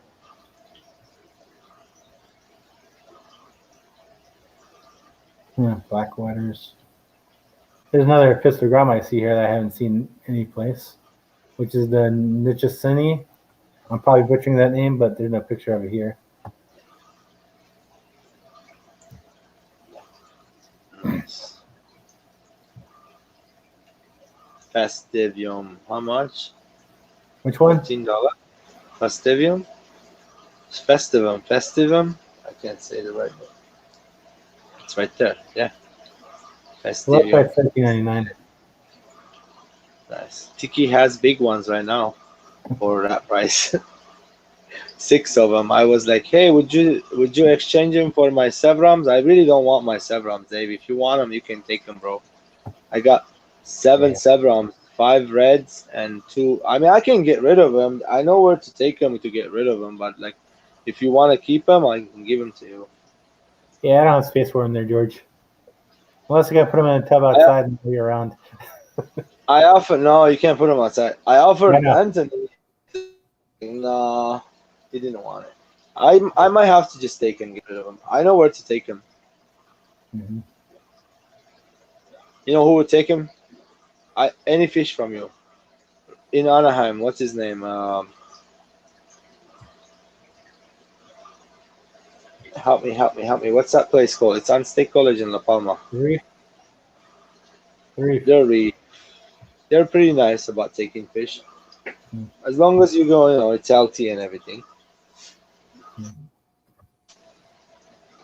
I asked them, I go, hey, if I bring you some Sevrons, would you take it? And he's like, yeah. We sell them over here fast. And I go, they're big. And I go, how much would you pay me? He's like, I'll pay you the third of what we sell it for. See. Okay. So if he sells it for $20, I'll get $5. but I think those big ones he sells them for around 45.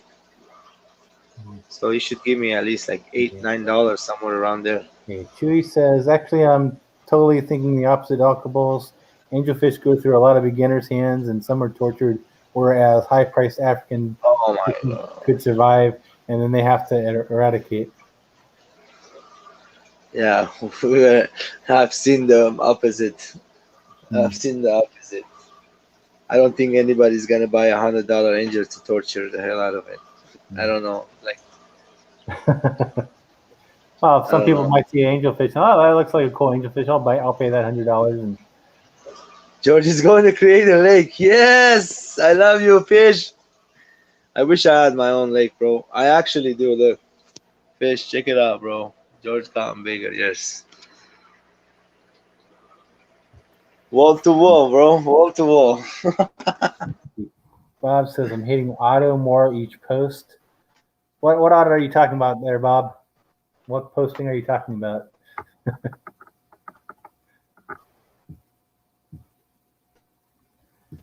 Let's see. George, It's saying. excellent the video that you did there, George. Oh, okay, let's see. Bob saw the video. Oh, I see. I see. Gotcha. That's the kids' tank. That's amazing. A fry in there. Mom and dad always breeding. They them. I that catfish. That was interesting. It was big like this. I might have to do a visit to the house just to see the fish tank. Well, it's in the lobby, but they won't let you in, Dave. You gotta tell them where you're going and everything. You know. Yeah. You can't just go in there, bro. I'll wait until all this mess is over. Your Then appointment has to be. Well, I can take a GoPro in there for you. I go there every 3 months, bro. See. Maybe tomorrow I'll take a little video with the GoPro. Okay. See, Lunatic Friend says, I've seen both, George. People with money do not always do research, and regardless of what the hobby does, in regards to how they do fish information from public, fish scientists suggest parameter. Suggested George is parameter. united. Not thinking about fish people with money. I forgot about those people. Yeah, you know, like that just have things and things that they could actually keep fish. Yeah, I understand what you mean. Like a lot of those aquariums, 600 gallons for sale for $600 on there. Fish They Tropic, bought I believe. Fish Tropic. What happened? What happened to Kevin? I think he moved in with some family, so I don't think he's been around as much. Who? Kevin. Oh, I see. Kevin. How about Amy, Sand Creek Aquatics 2? I haven't seen her for a while. You've been around. Last time I heard. Not that I was it, but there's live stream the other day. Yeah, it's just during the day I don't see a lot of live streams just because I'm with family or whatnot. But I mean, the other day I heard she was supposed to go live and never found, and then I never heard of her and never seen her again since then. Let's see here. Let me do YouTube, Sand Creek Aquatics 2. And let's see when the last video she was.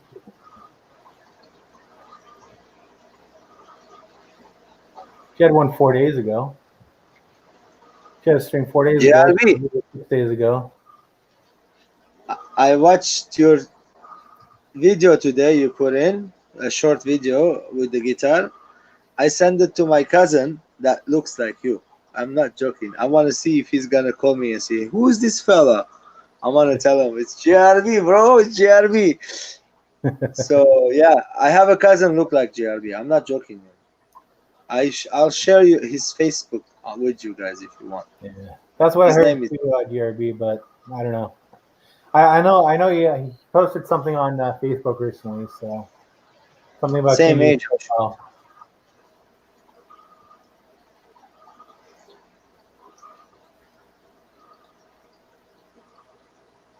The other night I hung out with him. He was playing guitar, drinking a couple of beers. That was fun stream.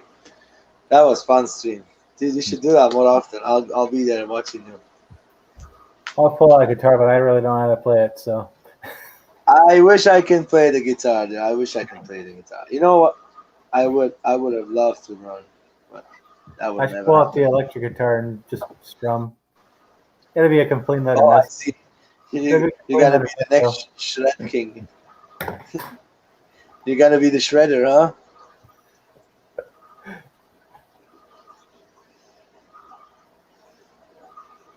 Lackey. You know what? I play a lot of music when I'm doing water changes and stuff. Mm. Something if I'm like hyper wanted to go, I play this one album. It's made by one guy called Buckethead, and the album's name is Enter the Chicken. Oh, my man, it's some crazy heavy metal. Crazy, it's crazy, Hold on, like hold on, literally crazy. hold on You here. can't play it. You can't. You get video shut down in a minute. Okay, let's shut down the stream. No, that's not what I was going to share. Do not. I'm not going to share. Trust me. We can't. Okay. Yes, that's him. Who is he? Anybody know? Secret guitarist. Bob said that he talked to Amy this evening, sent her a package. Nice. Okay, thank you. Hey George, remind me to bring some stickers on that Friday when we go. Okay. I'll try. No worries, brother. It happens, you know. And if anyone here wants to get stickers, you'd always go on my website and get it. Sure, we know who to get / stickers. Name your price. There you go. That's if you want to get stickers. If you email me, you can email me too at gamesforeign.com, but I can't promise I won't lose that email. So at least when you order from my website, it goes on an order list. So it says Colonel Sanders imposter. It was the Colonel Sanders imposter. Why is that pronounced that way, Colonel? Why isn't Colonel? Because that guy took a literally Colonel Sanders chicken fried bucket in his head and went and played guitar. Looks like. Let's see what the most outrageous one is here.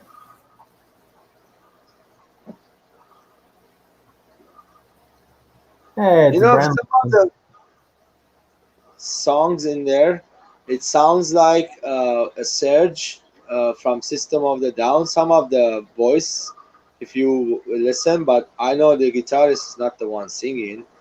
So it could be Serge singing on his guitar playing. I don't know. Is this System of the Down? Let me see here. Oh, I love that band. It's my favorite band. It's my people. That's why. I think because I always liked their music. When I came here, I know System. Wait, hold on. Oh no, it's Disturbed. Okay, I'm thinking of Disturbed, but there's a Down with the Sickness mashup that you should look up. It's the Shape of the Sickness. If you haven't looked that up, you should look that one up. On what? On a mashup, Down with the Sickness mashup. On with the Sickness. I'll look it up. Yeah. I like old school music, Dave. More. Yeah. My days when I used to sit down and do the jewelry. So we sit down on the table and I have like a little piece of wood. I got the ring on there, working on the ring. Hookah next to me, smoking earbuds on my head, no earbuds, headset, and listening to the heavy metal. Just go, yeah. That's what I used to do for like years. Here. S says, Dave, I was thinking about the name your own price. What if I put -100? Not that crazy. Not that crazy one bit. Nothing like a dress up for a KFC bucket. For a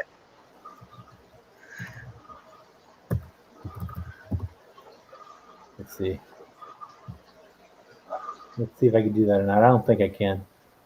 Let's see. Let's see how it comes up in the cart. What? Okay, so it still comes up 0. Let's see what happens if I add something to the cart.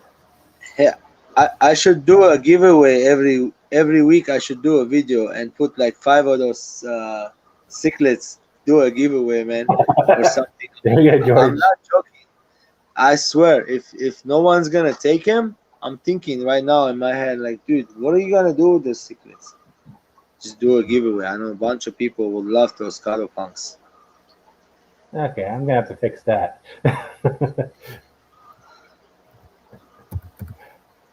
Darn it. Yeah. Now, keep in mind, if you do that kind of order, that order is getting canceled. So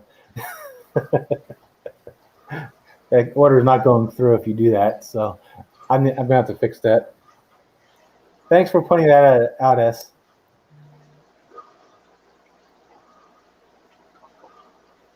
Hey, Priscilla. Hello, Priscilla. I need to fix something on my website. Well, I don't want people to get free stuff just because they think they can. Oh, really? You're giving free stuff away? Just stickers. Oh, I see. But apparently there's a bug in the system where if you put -100 in my stickers and you order a product, apparently it comes out free. I thought there was a minimum amount, but apparently that minimum amount didn't quite go through. Dude, my Philippine Angels, I took 20 fry from them. I put this tank up there on top where the planted tank is.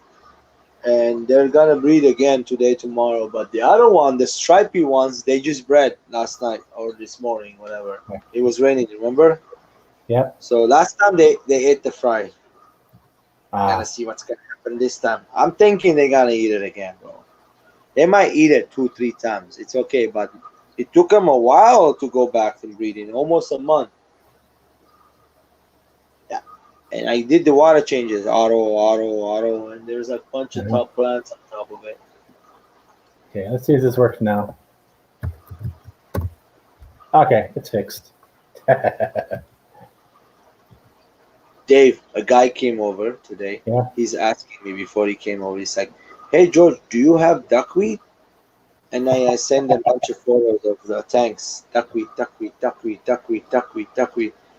He comes over asking me again. He goes, "Do you have duckweed?" I go, "Dude, this whole tank's full of duckweed. You crazy?" He goes, "Can I have some?" I go, "For what?" He goes, "I'm gonna feed my ranchos." Okay, you bring me some ranchos later, right? Yeah. Okay, he bred ranchos. He's gonna bring me some. That's good. Cool. I want breed anything that somebody breeds them. I don't want to buy it from the store. Those I bought. Remember one time from Tds, the ranchos? They were no good. They were dying, sick.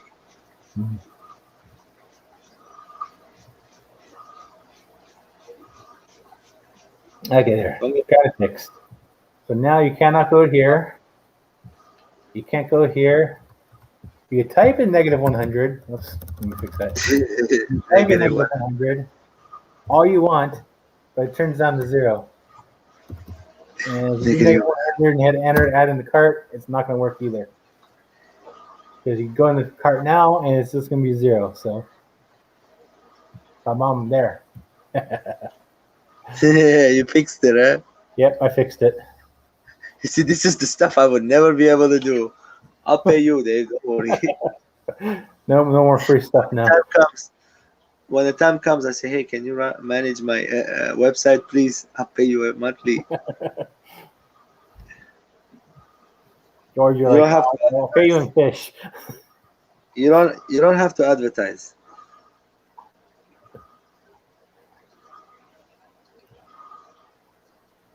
I'm going to make some shirts and stuff, but not soon, not right now, not yet. Wait a little bit, bit longer.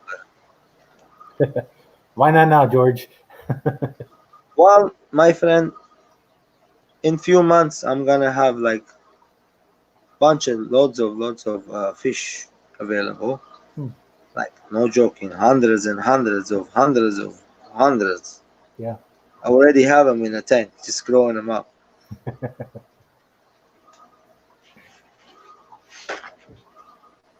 You can see them; they're little babies. See, have you ever checked out the cichlids on below water?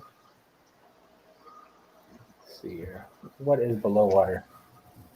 Is that a channel or?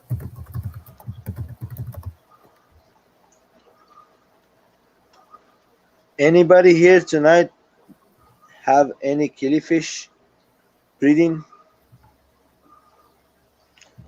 Especially Ooh. the Tanzanian one. I'm looking for those. There. New channel for me to subscribe to. Thanks, Chewy. I'll have to watch that later. Somebody gotta have them.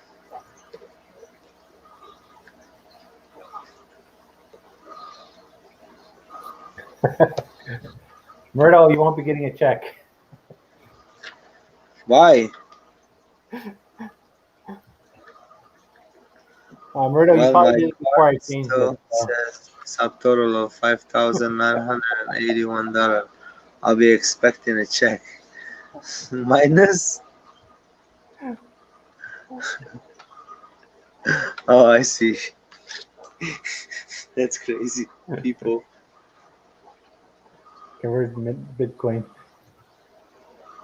Well, see, the lowest amount that goes out of the cart is $0. So it does not convert that to negative once you check out. But if you do check out with that amount, it's getting canceled anyways. Let's see here. Below water website. Marcella, I just signed up for Jedron's aquatics membership, and I wanted the Aquarium Cup sticker. And I like asked him. He's like, "I'm sending Priscilla's painting this month." Mm. I was like, "Oh, I signed up for the sticker," and he's like, "Let me see if I got one sitting somewhere." He said somewhere in the junk of Frub or whatever. I think he found one, so he's gonna send me a sticker. Oh, that's awesome. I asked the cop so much. I wanted cop sticker, dude. I never got it, bro. I hated that. You know, I have Sand Creek's aquatic sticker, but I never got cops. I want everybody's sticker, but nobody sends me any of their sticker. And anybody wants my sticker, I'll send it for free too, but no one asked me either.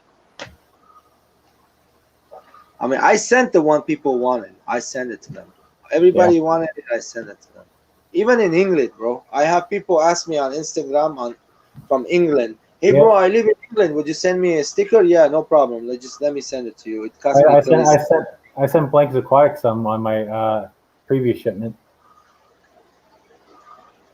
Cost me 30 cents. Just Marie doesn't want to send the good ones, though. She wants to send the ones from Jedron Aquatic. She's like, you paid good money for those. Those are hard. I'm like, well, make some more. Yeah. Yeah, I like my good ones. But I still been sending those ones out recently. I'm probably gonna reduce those down a little bit more in terms of the ones I'm sending out. It's more just the Jedron Aquatics and my little sticker fry. The supporters of my channel are gonna get the big ones. So I have a question. You have signed up for Jedron? I have before, yes. Does he do it like every month? He sends his membership people, or once you sign up once, you just get it one time? No, he's been saying it every month. What? First one I got the stickers. Second one I got Priscilla's artwork without the signature. Third time I got the artwork with the signature. You mean every month he sends you something? Yeah. So far, anyways. Hey. Best value out there. That's why Marie goes, yeah, don't worry, just sign up, get the stickers and stuff. She goes, we throw $52 more than that in a year away in bull junk. He goes, just help the guy out. That's the only person I have signed up for, Jadran. He had print me some stickers too, square ones, nice. They're little thin, but Yeah. well, it is what it is. Yeah, I like the stickers I got from Sticker app better, but Cameron did a good job on these stickers too. But this is what I got first month. I got the whole stack. Oh, George is leaving right when I was telling him something. No. I'm right here. I'm gonna see if I got any killifish eggs tonight. Gotcha. I'm gonna check them out. Yeah, I need to see if I have aquarium cups in here. Huh. Have George's. I'm grabbing them up. 1 second. Have George's. I have Anthony's. There we go. I want to see if I got some eggs here. If I do, I'm gonna save them and see if I can hatch them out. Yeah, this is what I got the first month there, George. A whole big stack of stickers. Oh wow! Yeah, I'll take those. Including yours. I'll take mine too. I need to see if I have aquarium cups in here. There's a lot of channels in here that I don't think even do anything anymore. I went through this all before when I got it to begin with, but it's okay. It's okay. It's a sticker. It's not. I just need to see if I have aquarium cups in here. I think it's in here, but I have to figure out what I'm going to do with these. This is a Pandar Panjakarnarai mop. I took some eggs last night. I'm just wanting to see if they bred again, because I've been hearing that they breed every day, and the females are pretty nice, hefty. I want to see if there's more eggs. I'll be surprised if there is. Oh, there is one right there. There is one right there. Look at that. I know people say they breed every day. They do actually. Oh, there you go.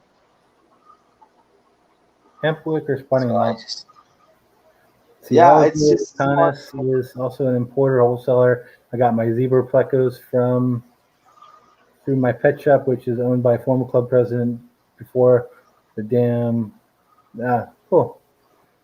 Yeah, I just subscribed to his YouTube channel too, but I'll check out his website as well. Let's see. Did you see the video they put up yesterday?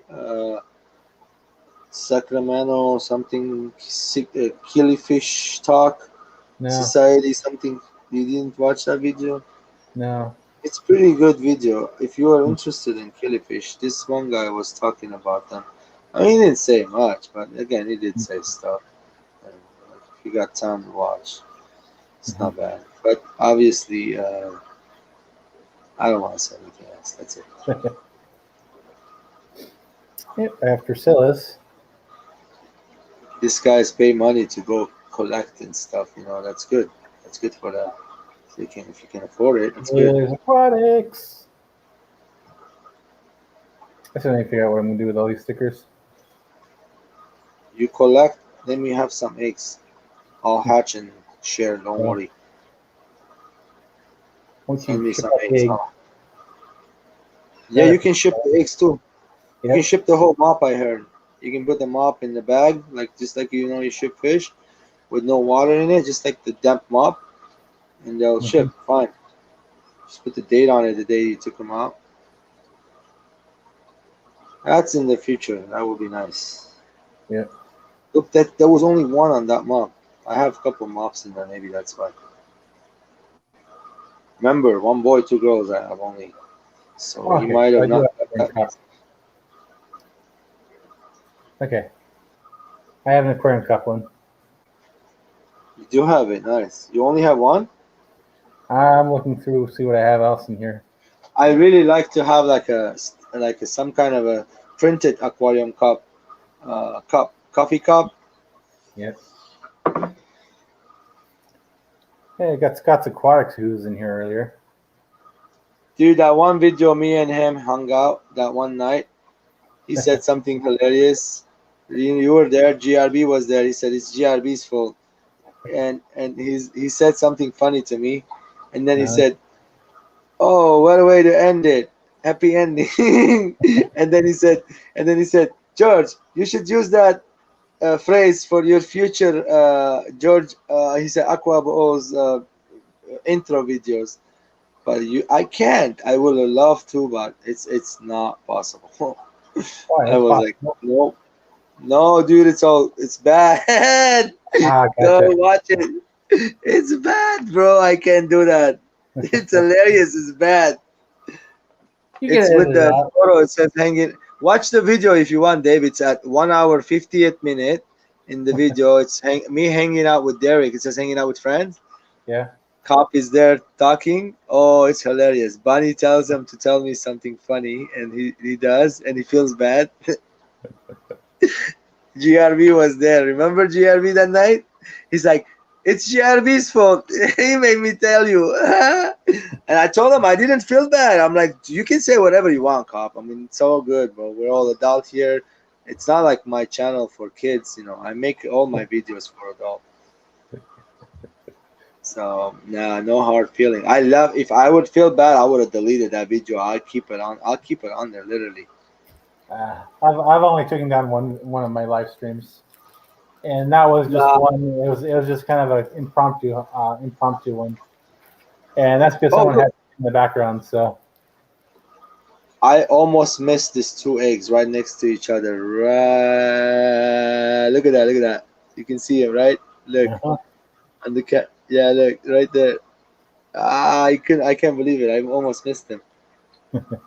Two next to each other, and that's all I got. 3 eggs out of that mob. Wow. Yeah, it's better than 0. Well, I'm gonna check the other mob too. Let me see. There's another mob there, so there's 2 mobs. You know, they get over here, they go over there, they go over there. Yeah, they go all over the place. It's crazy, dude. I love this freaking killifish. It's awesome. I got rainbow pseudomegal eggs too all over the places, man. You want some? I'm not joking. Okay, here's a question, George. Can they be kept outside in a tub all year round? What? What can be kept outside? That's my question, George. If you're offering me fish, can it be kept outside in a tub all year round? No, not the killifish. And unfortunately, I can't keep it. They will first of all, you have to have it covered. They will jump right away. Those are the killifish. They will jump. Yeah. And I'll give you some fish to keep outside all year round. Yes. Do you want those rainbow shiners? I have a bunch of them for you. Yep, I'll take some of those. Yes. You asked me for them, right? I got babies. I promise you. You want some, and then who else? Jesse wanted some. I'll send them some later. I have a bunch, so I'm not worried about it. Yeah. I mean, the only thing I could really add in my house is Mabunas and probably whatever I'm going to be working with my Pisto tank. So. Yeah, if you have extra fish, you have no place, I can hold on to it for you, whatever you want, man. No worries. I'm limited to what I keep, just due to what I could actually keep here. So. Like, you know, like you say, you bring something you want to breed, it passed away, one of them, you can't get another one, and stuff like that. Like you were just saying, you have a pistol, you want to rehome it. I can hold on to it.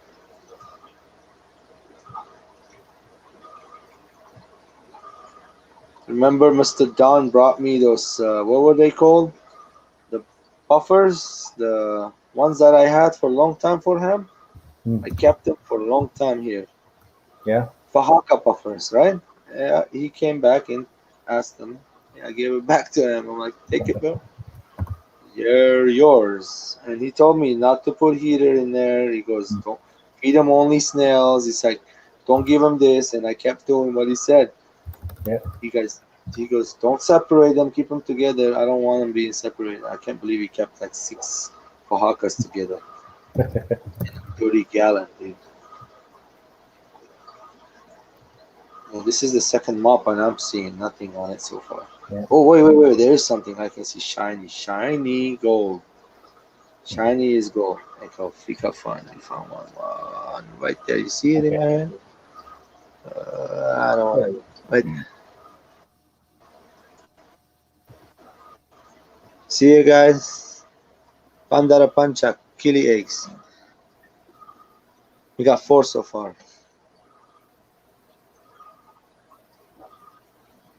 Jesse told me he doesn't take them out like this. He just takes them up and he just puts them in another tank.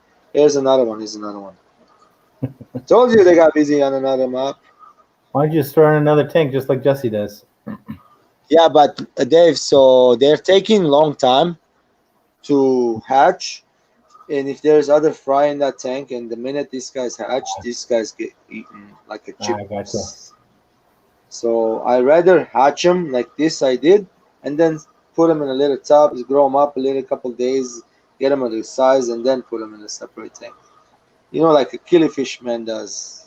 Mm-hmm. Have you seen how they do it? They keep them in the little tubs, in the blue water and stuff.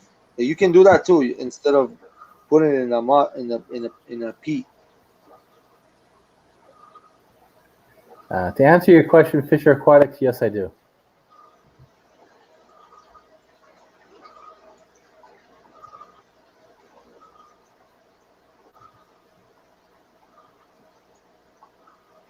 Yeah, this is what I do, bro. At nighttime, I relax here. Oh, I see eggs. I see more eggs. I relax here. All those nut things.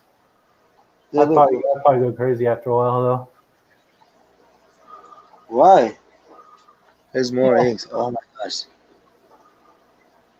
Depends if I have some music going on. If I have music going, I'll be fine.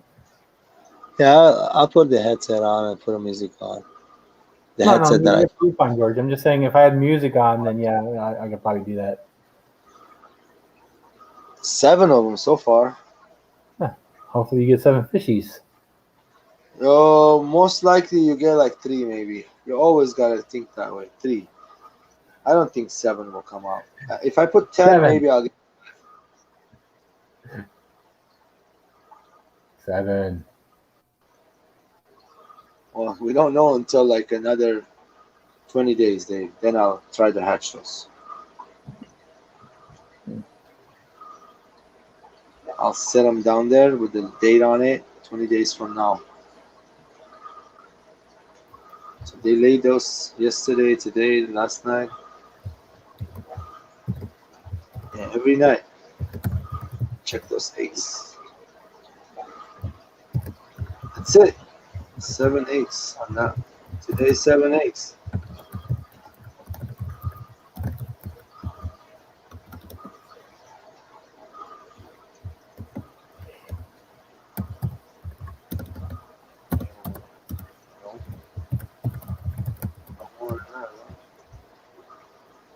For reference, BJ, I'm actually in Southern California, so there's a lot more things I can actually keep outside year-round.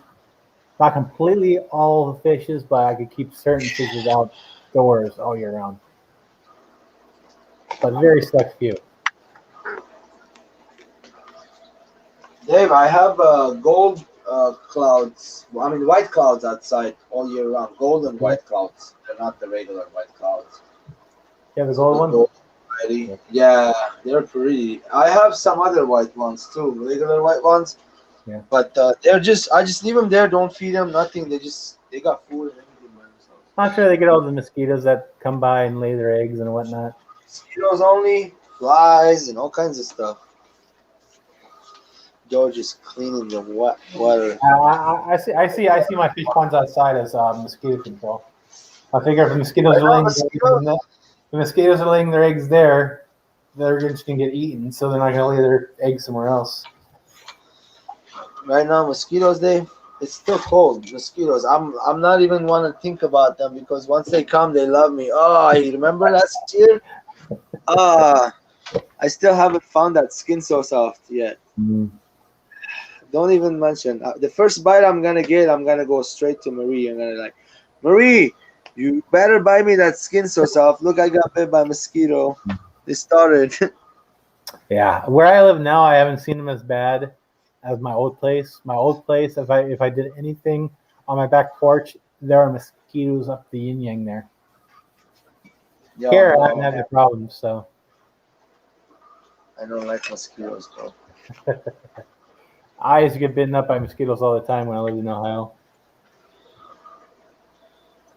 Oh yeah, the American flagfish is a pupfish, which is a type of killifish too. You know, I have oh, excuse me, this blue what is it called? The sunfish. He's been Pygmy dancing sunfish? for the past 2 days. He's got, yeah, but it's really pretty, so beautiful. Dwarf, little dwarf. Yeah. There he is. So Watching those. Trend says there's even a killifish in Canada. BJ, that could easily live in California, and Phyto Panchex is from West Africa. Yes, Pandora Panchaks. Oh, there they are. We're gonna put today's date on this. I'll be right back in a second.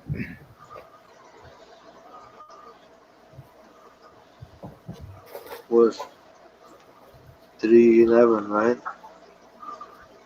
That's it. Okay. The date on it. Keep track. I only have one killifish. I don't need to write down what type it is. So I only have one killifish. Yeah. Right now, I'm only gonna put the date.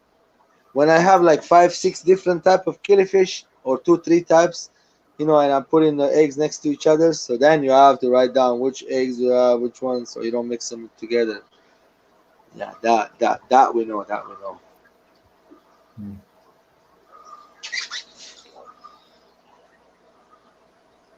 Now some fish keepers, they keep a log. Why? Is it because so they go back and remember what they did, they just log whatever. Like let's say the killifish eggs, how long does it take for this to hatch, this species? And you put it in your How log. long it takes, what temperature it was, to gauge, okay, how long does it hatch in this temperature compared to that temperature? Now, sex ratio at certain temperatures. There's a lot of reasons why you log stuff. It makes it more funner. I mean, I don't like logging with paper and pen because stuff gets ruined. Yeah, it's basically just analytics. That's all it is, George. So you go in there and figure out, okay, if something went wrong, okay, what happened? Where did I go wrong? What happened that time? Or if something went right, okay, what happened to make it go right? Because if you don't keep those logs, you don't keep those numbers in those logs, you have no clue. Yeah, that's true. Just like if you're creating a line of guppies, you don't want to log each mix. That way you could replicate that down the line. And that way you give to other people, okay, this is how you replicate that. That way they could do their own research and see if it comes out right.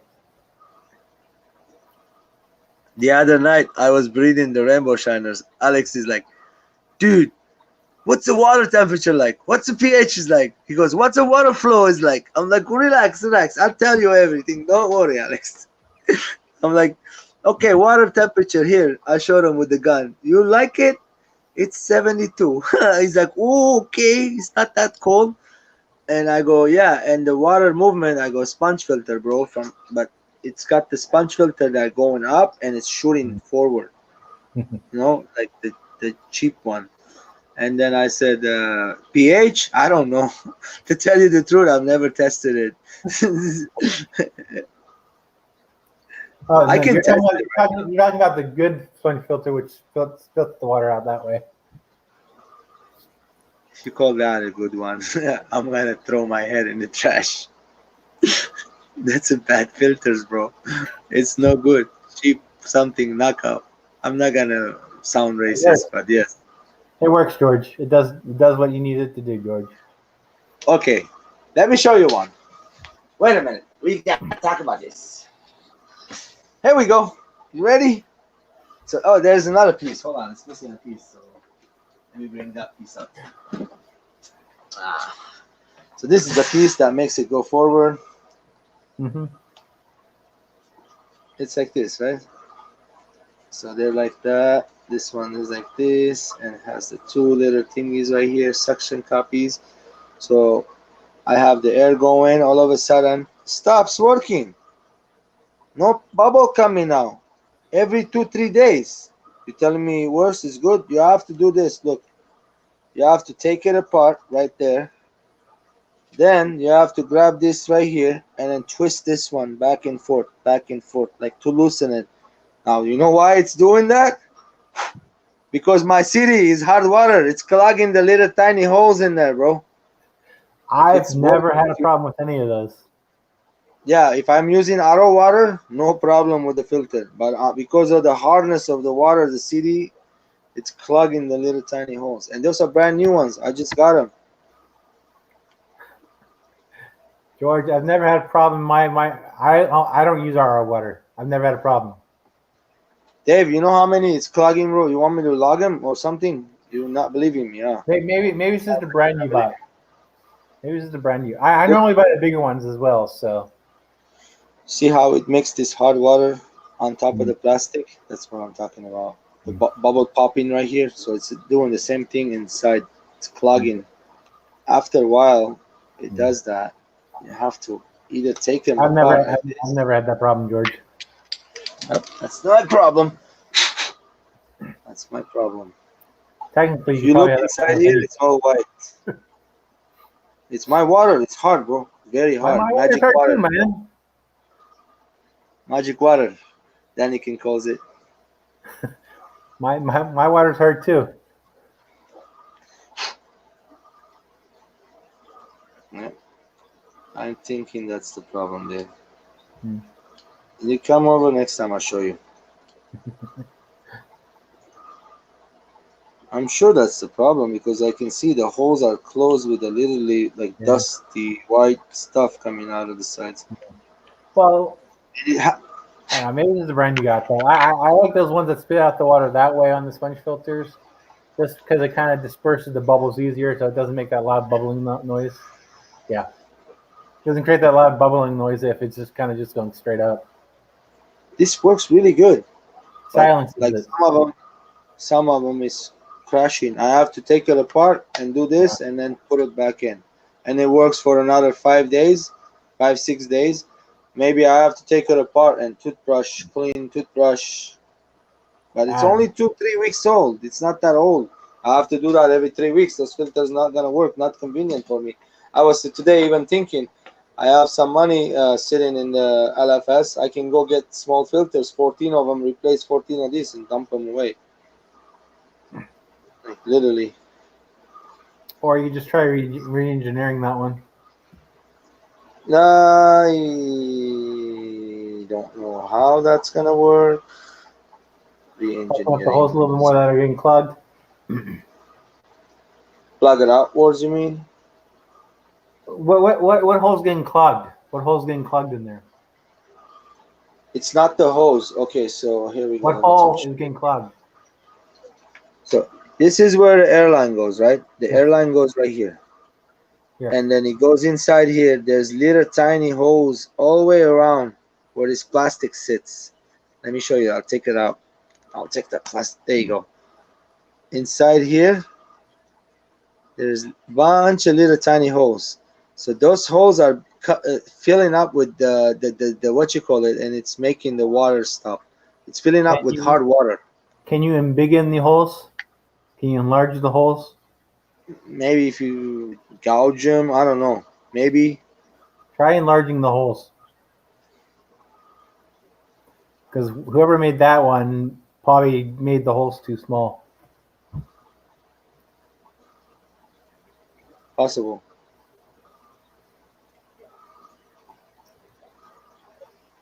Like I said, just re-engineer it. They work because I like them because two filters. You know, well, you take one and squeeze it 1 week, keep it on, and take the other one, squeeze it, and it's a bunch of media right there. This is better. I like it too. One more thing, the sponge. They polish your water. They're really good.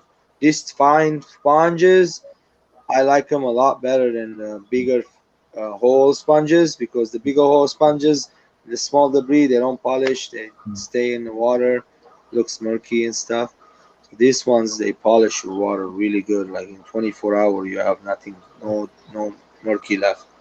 You gotta make sure you squeeze those out regularly. Yeah, once a week you gotta squeeze them.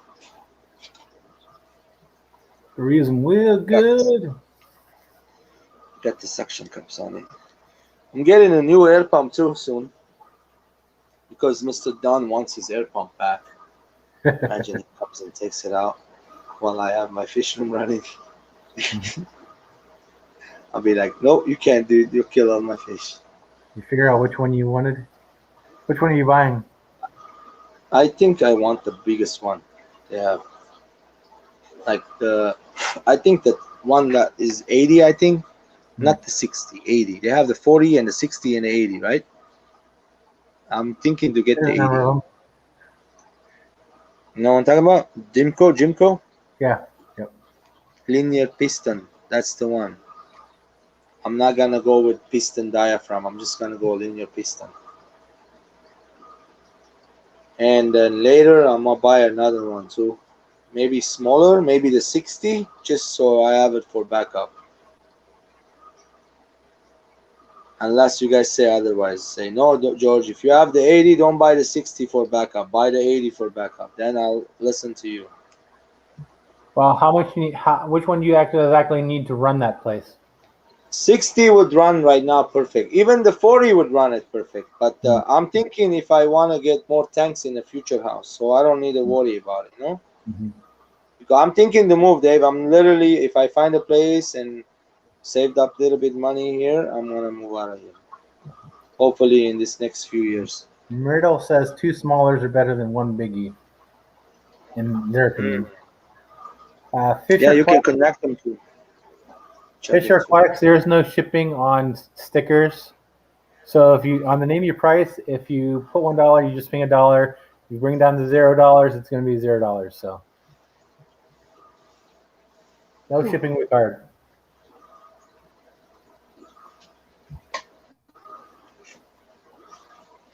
You don't want rainbow fish, Dave? I want rainbow fish, yes. Bosmanize. Oh, no, sorry.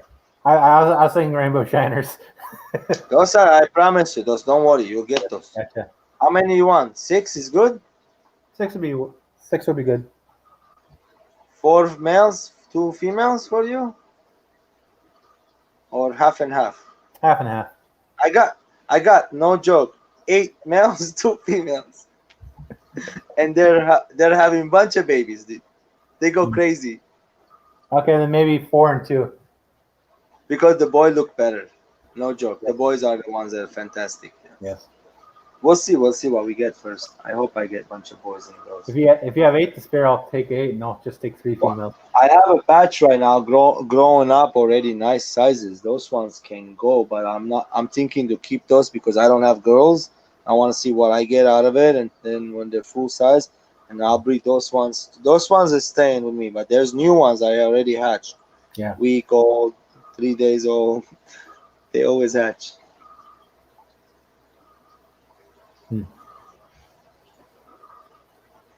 Let them grow a little bigger. I'll let you have them.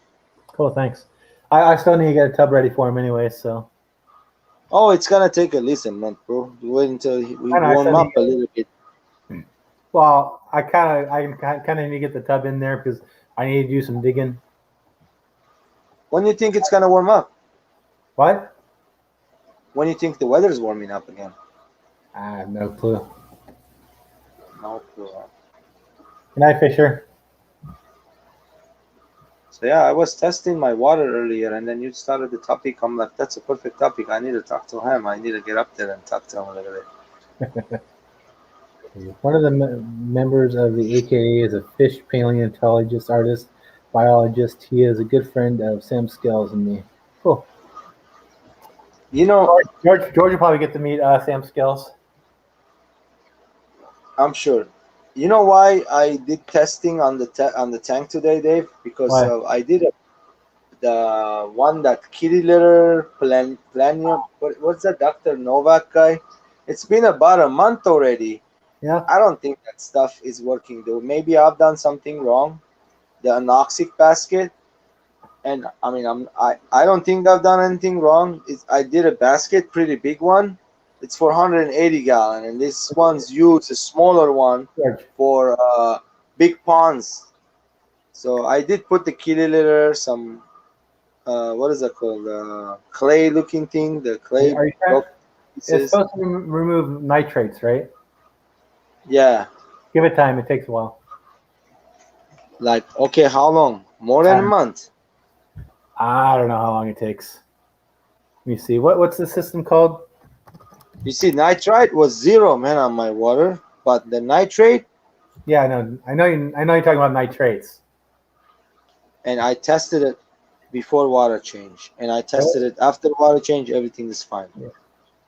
Let's see. Anaerobic. My ammonia was even high. How do you spell anaerobic? Anaerobic, I don't know. I gotta look up. Build up time to remove nitrates. Because I believe that stuff takes time because you need to build up the bacteria and those kind of small little nooks and crannies underneath all the waters. And yeah, I have the water moving through it too. You know, not like, and it's sitting underwater. It's not sitting above the water or anything. And it's not moving fast. It's moving slowly. Yeah, I believe that kind of stuff takes a while to build up. And I got it for about a month or so. Yeah. Built up, and I set it inside the you know, I got the 2 sump system. I set it in one of them, and the other one has lava rocks and all that. Yeah. I need to get in there and clean those sumps up. What's the name of the system that you use, George? What's the name of that system? Anoxic basket. Anoxic basket. Something like that. Or you just type in Dr. Kevin Novak, he'll come up. Kevin. Yeah, I think it's called Novak. Dr. Kevin Novak. Anoxic basket. Nova? Novak. Novak. Something like that. Let's see. Novak. Somebody knows how to spell that, Oh, right? anoxic filtration. Yeah. Okay. Yes, anoxic filtration. I see it. It's a very interesting topic, by the way. Okay. They use it for ponds, supposedly, and he swears by that it works. That works. Hey. Yeah, I have a feeling it's probably going to take some time. Okay, anoxic filtration by a Minky Sankey. This will settle within the media and over time can cause a blah, blah, blah, blah. You know how much fish I have in that tank, right, Dave? A lot. Oh, like a lot. Like a lot. Yes, big ones like discus, Sevram, archers, geophagas, acaras, name it. It can go on and go on. And blackos, it's 185 gallon, I know, but I have a lot of fish. Yes. Okay. It's doing something. I know it's doing something, dude. It's got to do. Let's see, Chewy. For anoxic filtration, how long would it take to build up the necessary bacteria in an anaerobic situation to help remove the nitrates? I don't think it's as easy as building up the aerobic bacteria that kind of breaks down the nitrogen that we need in our aquariums. So I think it takes a longer period of time. And even when you're cycling a tank, it still could take a month sometimes too. So, but what's the cheapest way to test for nitrate? What do you mean? Just get a test kit, right? Yeah, just get the whole kit. Oftentimes on Amazon they're like $16-17 sometimes. Even if you don't end up using one of the stuff inside the whole kit, but one time that you need it, it's worth it. That pH test. Plant Grow is the best test. It will tell you a lot about how the biological cycle, but if somebody doesn't know about how the plants grow, that's not going to tell them much. So algae grow would be the good way. Yeah, now that is a good way. Yes. Yeah. Algae definitely is a good way.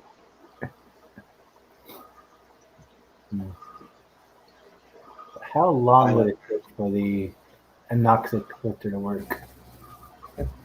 You know, Novak, he actually talks about it, and he says about few months if you want. Okay, so it's going to take a few months then.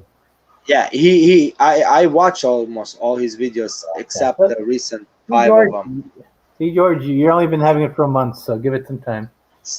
I don't know if I'm supposed to say this word. He's a little cocky. I don't like cocky people. I might be that way too. But come on, dude. He's saying something funny as hell. He says that he doesn't like people when they say to pineapple my channel. I don't know if I'm supposed to say that word. Hit the button. Well, yeah, people have to remind new people that they don't know. Just come in the YouTube. Them some new people they never been on YouTube. I know people out there they never even touched YouTube before. What is YouTube? They don't even know. People need a reminder to net that subscribe button and feed that bell. That way they actually go down there and do that. Yeah, and he's like, I'm not one of those guys. I'm not gonna tell you subscribe or hit the like button. Whatever, dude. That's Okay, fine. good for you. I just watched the channel because the topic was very interesting and something that can help you clean up nitrate and stuff. Extra load fish like I have to add more fish in the tank to survive without killing them, without harming their health. And if you have ammonia and all that stuff, can harm their gills, can harm their livers. So that's a very interesting stuff that he does. And he's a doctor and some other stuff. Yeah, So some people do things differently, but it's a chemist, I think, or something, biology, this and that. If you're interested, go check him out. well, see what happens is, I mean, even if you're not subscribed to a channel, you constantly watch the same channel, it still gets into the recommendation stream on your YouTube place. So even if you're not subscribed to the channel, you'll still see it pop up in the recommendations. You just won't get any notifications like you would if you actually hit that subscribe button and hit that bell. But the problem is then that kind of gets buried with other recommendations and so forth. My channel has been sleeping. I haven't been putting videos out there. I have a lot of show, huh? You want to know how many? Do you know how many types of fish I have in here? And if I talk about each one every day, one video a week, if I do on one topic on one type of fish, I have over 70 different types of fish, man. There you have over a year of content right there, George. Days of contents, 50 different tanks of contents I have. Myrtle, that's not always the case. I've actually got things cheaper at the LFS than I would if I got off of Amazon. And I mean by a couple dollars. On what? On what? The Cordon fish protector for pond. Amazon was selling for like $16. I got it for 4 or 5 tropical for like 14. Let me ask you a question. So I got a place right now. The floor is cement. Okay. That's really important. So I'm allowed to. It's a patio, open. There's a riverbed on the other side. Power plants. So I'm allowed to put 2 tubs in there to raise up whatever fish I want in there. It's my in-laws' house. So it gets hot in the summer out here. Let's say, and there's raccoons and birds and dragonflies. And so what kind of the tub is the best tub to use in this case? Is it the metal caged one with a lid on it? But you gotta have to keep it open somehow to oxygenate and everything. Or one of those big black ones. Look at the big black ones. Corey, but that's what I'm afraid of, the raccoons at night. And I don't have I'm not gonna be there. I might go every 2-3 days to go feed the fish or something. Just don't keep it lit. Yeah, I won't have a lid. You want to put a shade cloth over it. Shade cloth. I do have 2 of them, those big black ones. Yeah, they are given to me free, literally. I just gotta go pick them up. I need a truck. Personally, when I had my 80-gallon at my old place, I never had any problems with the raccoons trying to get into that thing. Bro, in-laws live in Cerritos, and it's like on the other side of the riverbed. One, you know what I'm talking about? What I'm talking about? Like right by the Cerritos Mall area. Yeah. There's a riverbed runs there. Yeah. Mosquitoes and everything. Mm-hmm. Raccoon. There's a, what is it called? Nursery right behind their house. Mm-hmm. So there's a lot of plants and birds. Where I used to live, I had raccoons, I had possums, I had all that stuff, skunks. I'm thinking to do it. I had a raccoon. Crazy. I had a raccoon peeing off the roof before. Rainbow shiners in there. That But was I hilarious. want to get. That was I want to hilarious. get something. That was hilarious when I had a raccoon peeing off the roof. Though I was kind of watching TV. I had the screen. I had the door open. All of a sudden, I hear this like a rain sound. I'm like, "Is it raining?" I go out there. There's a raccoon on the roof just peeing off the roof. My kid has been driving me crazy this past week. Yeah. I don't know why, but yesterday I was cleaning my snake cages and I used this cocoa bedding husk, the chunks of coconut. Mm-hmm. She was right there next to me, jumped right inside the coconut bedding and squatted about to pee. And I was like, "You just didn't do that," and that's not good because it's cat pee, you know, in the snake. Mm-hmm. I don't think the snake's gonna like that. So I got mad, and then she did the same thing on the couch. She squatted, wanted to go pee, and my wife saw it. She's like, "No, kitty, bad kitty, peeing everywhere." Kitty's trying to find a place to go poop. Pee. Trying to find a litter box. Litter box is clean as it can be. I think she had a vacuum in front of it, and the kitty's scared of the vacuum, and that's why she was going peeing everywhere. Hmm. I found that out afterwards. See. You were right, though. Kitty wanted to go pee somewhere, looking for a litter box. Yep, trying to find a litter box. You need to set one up for it. She jumped in my snake pen and where I'm using the snake bedding, and she wanted to pee in there. Yeah.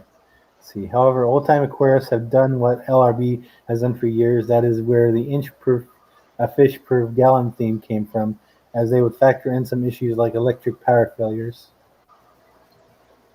Nice. LRB is the boss. Learn a lot from that guy. Yep. Alrighty. Alrighty, guys. I think it's going to be about time. It's been 2.5 hours. So I'm going to head down and relax. Thanks for everyone for joining. Thanks for all the mods in the channel, making sure all the things are nice and calm in the chat. And thanks for all the people who've been posting my links. If you haven't yet, make sure you head over to aquariumflats.com.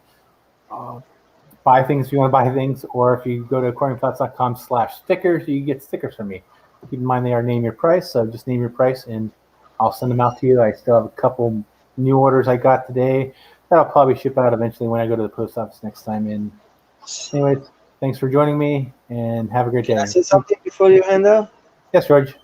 Don't forget to subscribe and hit that like button, okay? Or I'll come and hunt you in your nightmare. He's laughing. Thanks, everyone. Have a great night. I appreciate everyone for you stopping by, as well as the people who lurked around and all those people just watching the replay. So anyways, have a good night and see you next time.